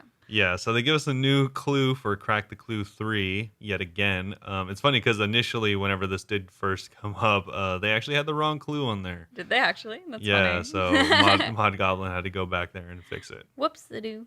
Yeah, unfortunate. But that's it for the update. Like we said, huge, massive update with lots of big controversial changes. Weirdly, actually controversial considering there was like 4 changes. Yeah, but I would agree. Definitely packing a punch in the controversy per change category. I mean, that's every week in this game. Yeah. Speaking of controversy, though, moving on to the Forestry poll results. Huge controversy in the fact that there was not a lot because all of them passed with flying colors, except for one got kind of close, but well. Yeah, that one did. We'll get over it. Yeah. We'll explain. We'll get over it. I sound like I'm devastated. Yeah, what I meant to say was one came close to failing, and then one actually did fail. Mm-hmm. But it was the one that I think everyone that I would consider would not vote for this, so it makes sense. So yeah, in general, basically everything passed, like a sweeping pass all across, except for Iron players are not going to benefit from the player's campfire boost. Yeah. You must stand alone. This one makes sense. I mean, like I said, whenever we were even talking about this, like it would make sense if you could use someone else's campfire for like making your own tea or whatever. But not getting the boost. But yeah, just to straight up be getting, that'd be like someone just giving you like a potion or something. Just give me a pop, bro. Yeah, like that's kind of what it feels like. So no, if you're an Iron Man, you cannot benefit from other players' campfire boosts. But I'm guessing if you're a GIM, you can. Or if they're in your group is what I mean. Mm-hmm. But obviously, I'm assuming. Yeah, hopefully. The only other one that came relatively kind of 2 that got close-ish. Yeah. There were a couple that came close, as in they were under 80%. Everything else was over 80% pass rate. And the first one is going to be the clothes pouch. I'm surprised that this wasn't an overwhelming pass. Yeah, I think a lot of people hate Fashionscape. Yeah, that's what I was going to say. I think a lot of people really don't, like Fashionscape for Yeah. some reason. As a reminder, the clothes pouch would store your lumberjack outfit, so you can get the bonus still, but wear whatever you want. Yeah, so you could It's like wear. to me, it feels very pointless to vote no. They just want people to wear the lumberjack outfit, I don't know. and people Yeah, still will. yeah, Especially because they're not recolors. So I'm surprised that got 25% of people voted no.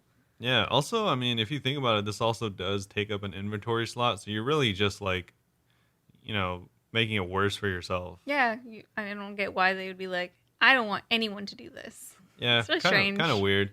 I mean, Kind of this an odd one flex. it still passed, but it was relatively close at 74.1%. I think it'll be higher because there were a decent amount of people that did skip this question. Hmm. With the next one being right after it is the other one that almost didn't pass, and this one was at 78%. And this is the Forester's Ration, a new item that, when consumed, would restore run energy after chopping down a tree. Again, And I don't really know why it matters. yeah, I don't know why this matters either. I mean, you're Weird. just gonna be running from tree to tree. I don't know how. It's not like you're in the wilderness. Maybe they're thinking you're woodcutting in the wilderness, running away from other players. I don't get it. Yeah, maybe you are. And then I mean, honestly, that would be a hilarious thing to see, is someone just getting outpaced, Getting rations over and over. just getting completely ran circles around by this person cutting down trees. That'd be great. But either way, a lot of people did vote. Over 90,000 people did vote on this. Yeah, So definitely a healthy amount of people. totally. But there was actually, I was not joking, some hot takes on Twitter to the responses. Who would have thought? So, like, I wanted to go over something because I thought it was so interesting. I won't say like their usernames because like whatever. It's not like they weren't being rude about it. But like one person said, 20-year-old based tree mechanics changing kind of stinks. The first two questions can pass. I'm concerned for other skills like mining and smithing to get reworks or mechanic changes. Not looking forward to this. Yeah. And I feel bad, but I laughed when I read that because we talk about like every week how we want mining and smithing to be reworked. Yeah. I mean, And I was like, imagine getting our way. I think I think smithing would only get reworked because it would have to be like coinciding with the mining rework. Mhm. But if you think mining is like in a good place right now, then It's not. I don't know. You're playing a different game. Just because it's old doesn't mean that's better. Yeah. It's, That kind of goes with the next person's too. yeah. I was gonna say, like, content. Some of the stuff in this game that really puts me off is people saying that sitting at a mining node for 300 hours or whatever is content. Is ideal. That is not content to anyone besides like people that are like either delusional or just There's really really, have not, riding that nostalgia train. really have not played any other game. Yeah. Like I don't know. That's just not. Hot take. Mini games are the future, you guys. I mean, even if it's not a mini game, like just something that is not Mind numbing. power mining and or 3 ticking granite for Yeah. the next 100 something hours. It's True. just like It's so funny how normal mining's just like not even a normal method that people recommend. yeah, it's literally that. It's literally AFKing at MLM or 2 ticking. power mining or 3 ticking granites. Yeah. Like I don't know if there's something I'm missing. Maybe blast furnace, or not blast furnace, but blast mining or Volcanic whatever. mining I've heard is fun. I've been meaning to try Volcanic that. mining and blast mining, both of those I guess technically are other options, But they're clearly not that popular. clearly not. So I don't know what you like about mining, but let us know if we are completely wrong and mining is the best skill, like this guy. Yeah, there's one other person who also said, these are the first two responses. So it's the first thing I saw. They said, very sad to see this many people in favor of changing fundamental game mechanics in a game that has old school in the title. Thoroughly disappointed. Thoroughly. It's kind of like what I was just saying. Just because something's old and has been here for a long time doesn't mean it's good. Yeah. That doesn't necessarily mean that's a good thing at all. Like, I think that the Forestry update's going to be so much fun. Yeah. I'm actually I very agree. excited for it because people will just do woodcutting AFK and like you don't talk to anyone. You're just antisocial for so many hours. It didn't feel like that long to me because I had COVID and I was like blacked out a lot of the time I was woodcutting. Yeah. But it's not the most fun. Yeah, I was going to say, actually, one of the larger reasons why I haven't been playing recently is because of content like that. Oh, because AFKing stuff? Is because of how required AFKing is for this game. Mm-hmm. And it's so disengaging as far as content goes that I would just rather not do it. Yeah, it's like you want to go and like have fun and be active. Yeah, like But I then don't. maybe that's why I like raiding so much because I'm always doing something. Yeah, exactly. Like if you want a skill, for example, and if you just told not even a newer player, if you just told any logical person that like, hey, you have to do this for another, couple hundred hours, but actually not really playing the game, just being here so you don't go AFK.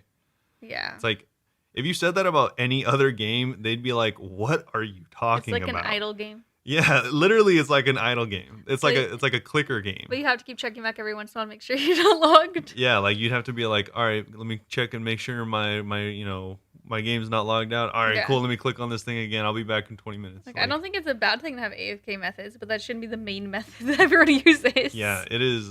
Yeah, it's honestly It's nice to have variety. it's become so off-putting for me that the game is like such a job in that way sometimes that yeah, I that's mean, whenever I talk just about crazy. wanting to max, I literally talk about it like it's a big responsibility I have to take on. I'm Yeah, like, do I have the time to put into agility? I don't know. yeah, and yeah, I mean, yeah, I don't know. It's just not super engaging, which is really unfortunate because Yeah. that's the main way to level a lot of skills. Like almost any skill that's there's a decent amount of AFKing, which is unfortunate because I wish there was just like active ways to make decent XP that wasn't weren't a too waste of ticking. time. Yeah, it's like you're Just either a normal method. it feels like you're either just doing the most sweatiest method or you're just AFKing. Exactly. I don't It's know. really weird. I don't know why it feels like And that. the in between, I mean, actually for woodcutting, there's not really an in between. It's always Yeah, AFK, isn't it? wood cutting. It's either It's you're just cutting regular trees because they despawn after every cut. yeah you're either AFKing at magics use or you're two ticking teaks or one and a half ticking mahoganies or something like Hmm. that, and it's just like and you have to click every zero point 0.5 seconds or you'll lose your groove. I hate that. It's like what I hate ticking. what is this content? Yeah, I think forestry will be a nice change. I'm excited for that. Yeah, so that'll be really nice. And also, these are some super Hot takes. archaic hot takes. Yeah. But anyway, with that, we can move on to our Q&A this week. Yeah. Our first question is from Harger over on Discord. So Harger put forward a idea for a Grandmaster survival quest. I actually really like it. Yeah. So this quest would require 90 agility. The idea would be scaling a mountain to kill a vampire lord who's threatening to kill the king of Varrock.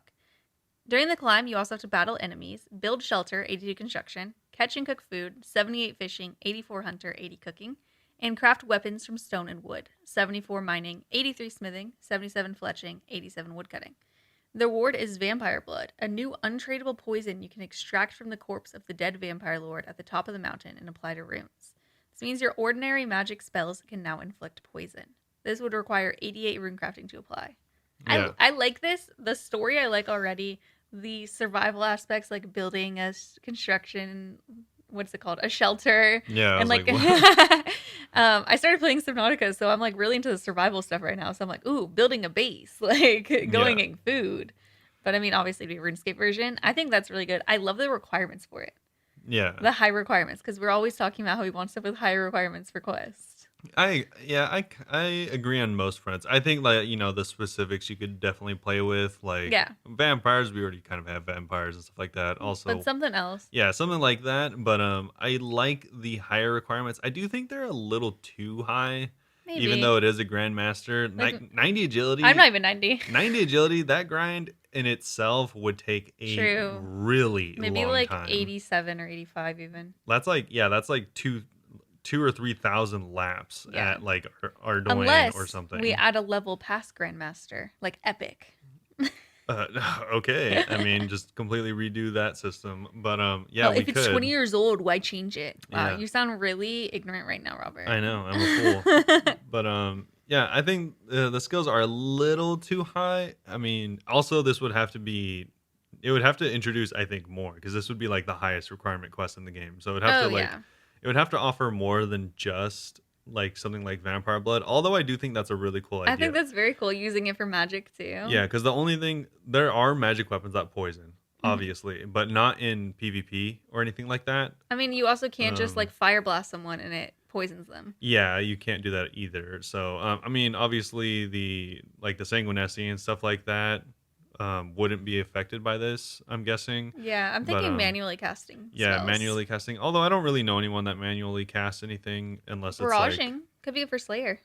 oh, if it works with barraging, then that's That's entirely huge for different. Slayer. Yeah, then that's entirely different. But yeah, either way, I think this is a good idea. What I liked mostly was the concept, Hmm. where like it'd be cool if you like if they're like, all right, we're gonna go up and like fight this guy, and like the quest gave you an option to like store all of the stuff that you wanted to bring on this excursion in like this chest, and then you'd go up because it'd have to be a long quest. You couldn't just Yeah, go up I'm and kill the assuming boss. puzzles all over this mountain. Yeah, so I assume you'd go up the mountain in like 3 stages, and each stage was kind of like a mini quest. Ooh, yeah, and And like so, even a demi boss maybe, yeah, like maybe you like stop on the way up because there's an obstacle. Then you had to do like this or quest, you're passing a village and someone's attacking and you're gonna help them. something like that. And then like finally, and then at each step you can like withdraw stuff from the chest that you brought, but it's only a limited number of supplies, so you can't just bring like like 50 pots or Of whatever. course,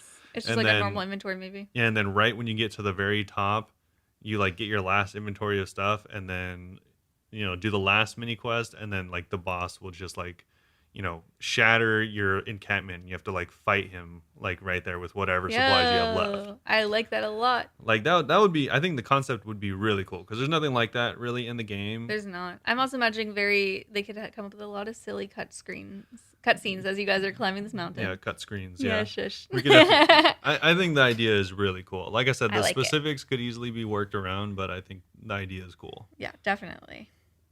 Our next question is from Matt over on Instagram with a very similar thing. Also, a what are your thoughts on question. So, this would be a quest called The Secrets of the Hourglass, and it would be a Grandmaster quest.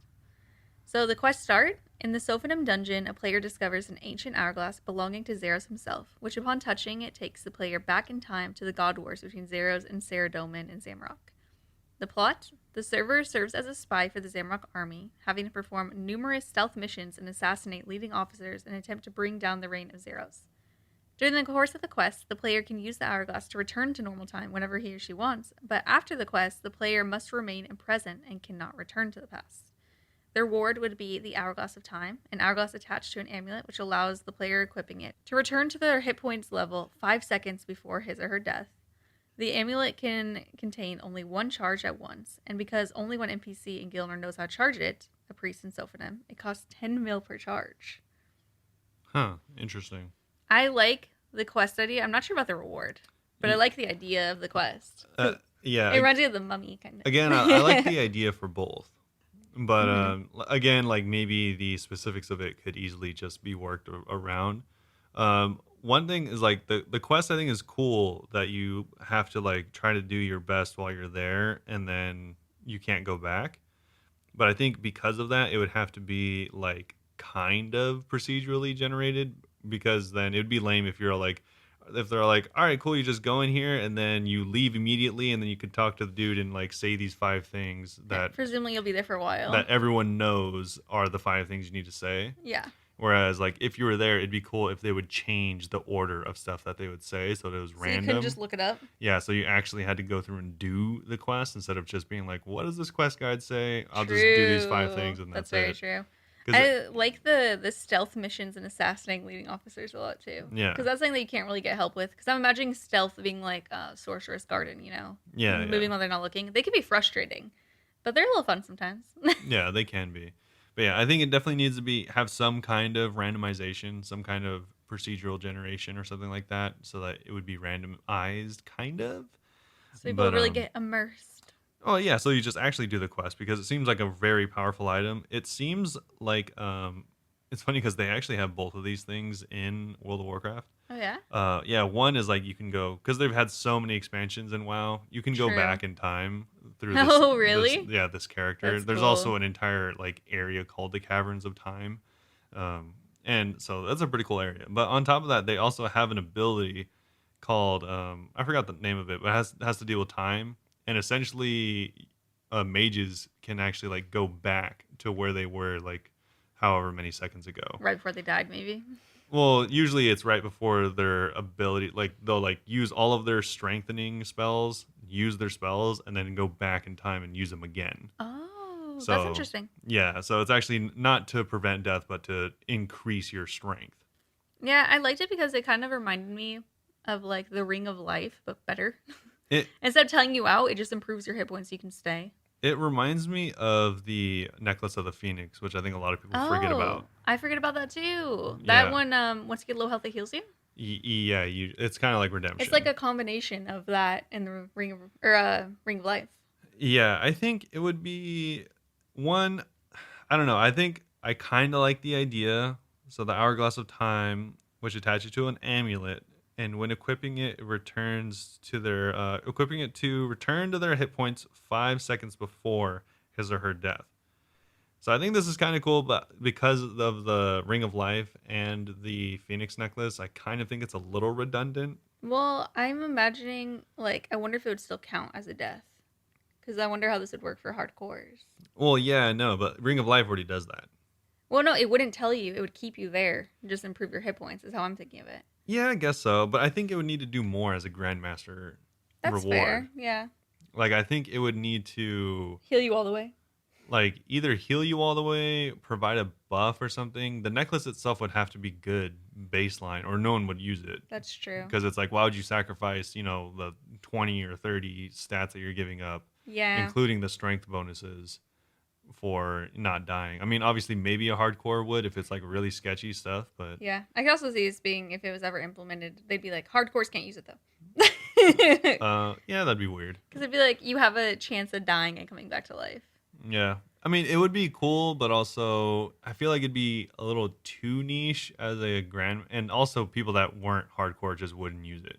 So Mhm. as a grandmaster reward, it would have to be more. It'd have to be like you could rewind time, like you could teleport. I don't know how they would code this, right? But you could like rewind time by like 2 seconds or 3 seconds, so a shorter time, but it would like provide you a buff when you did that. So it would kind of work like how it did in World of Warcraft, where like by rewinding time, you would rewind your position, your buff, and it would provide an additional buff so that like you could time it in a way Yeah. that it would be good, because they don't have anything like that. Like they don't have any buffing things like that in the game currently, so it could be a good new addition, but That'd be cool. I think it would be also, I think, potentially too strong if it did that as well. So I was thinking because you were being like only hardcores would want to use that. I think even at normal bosses, people would want to use that because how many people die with like it's just like them or the boss, and they ended up dying. no, I agree, but Yeah, the reason I but didn't they might not wear the necklace. exactly the reason I didn't Mhm. say that is because one, again, you're giving up all those Yeah, you'd stats have to get just a buff with for it. just for you not dying, which is like not a big deal for most people. Yeah, that's true. Yeah. Either way, I think I it's think it's a good. interesting. I think it's a good idea. I think the quest is a good idea. I just think the reward would need to be reworked to be appropriate for a grandmaster. I agree. Overall, pretty cool though. Yeah. I Overall, like good. that you two, they're friends for anyone else. This isn't just like a weird coincidence that two people sent us quest ideas. Yeah. I like that you guys come up with the most creative ideas though. Like actually, I'm so uncreative and it's very cool. Yeah. Like whenever people are like, "Oh, come up with a quest idea," I'm like, "I literally cannot. You don't understand." I cannot. It is impossible. Yes, but Yeah, but I think that is going to be about it for this time yeah. around. Hopefully, you all enjoyed it. And if you also want to be featured and have any of your questions answered, let us know on our Discord. I think is the best. So you can check us out there. We have Discord links in our video description on YouTube as well as over on Twitch. Or you can also send us your questions at any of our social media as well. Yep. So our Twitter and TikTok are Bunebapeosrs. Our Instagram, YouTube, and Twitch are all Bunebape. So twitch.tv/Bunebape. I stream 5 days a week, so you can come and raid with me too. And maybe carry me to the Akka Transmog. Yeah, maybe. Or maybe Oh, not. I tried staircasing last night and actually went okay. Oh, yeah. You Yeah. did. A couple of times I survived, a couple of times I died. Yeah. Yeah. But I think I'm going to have to take a lot of practice before. But I actually, like, my first attempt survived. I think I got hit, like, once, but we were on lower levels, so it didn't kill me. It might have killed me if we're on higher level, though. Yeah. But, yeah, it's exciting. Getting good progress and actually, like, kind of doing it correctly. Yeah. So come help me with that. Yeah. So hopefully you all enjoyed. Thanks for listening. And we'll see you all. Very soon. Bye-bye. Bye-bye.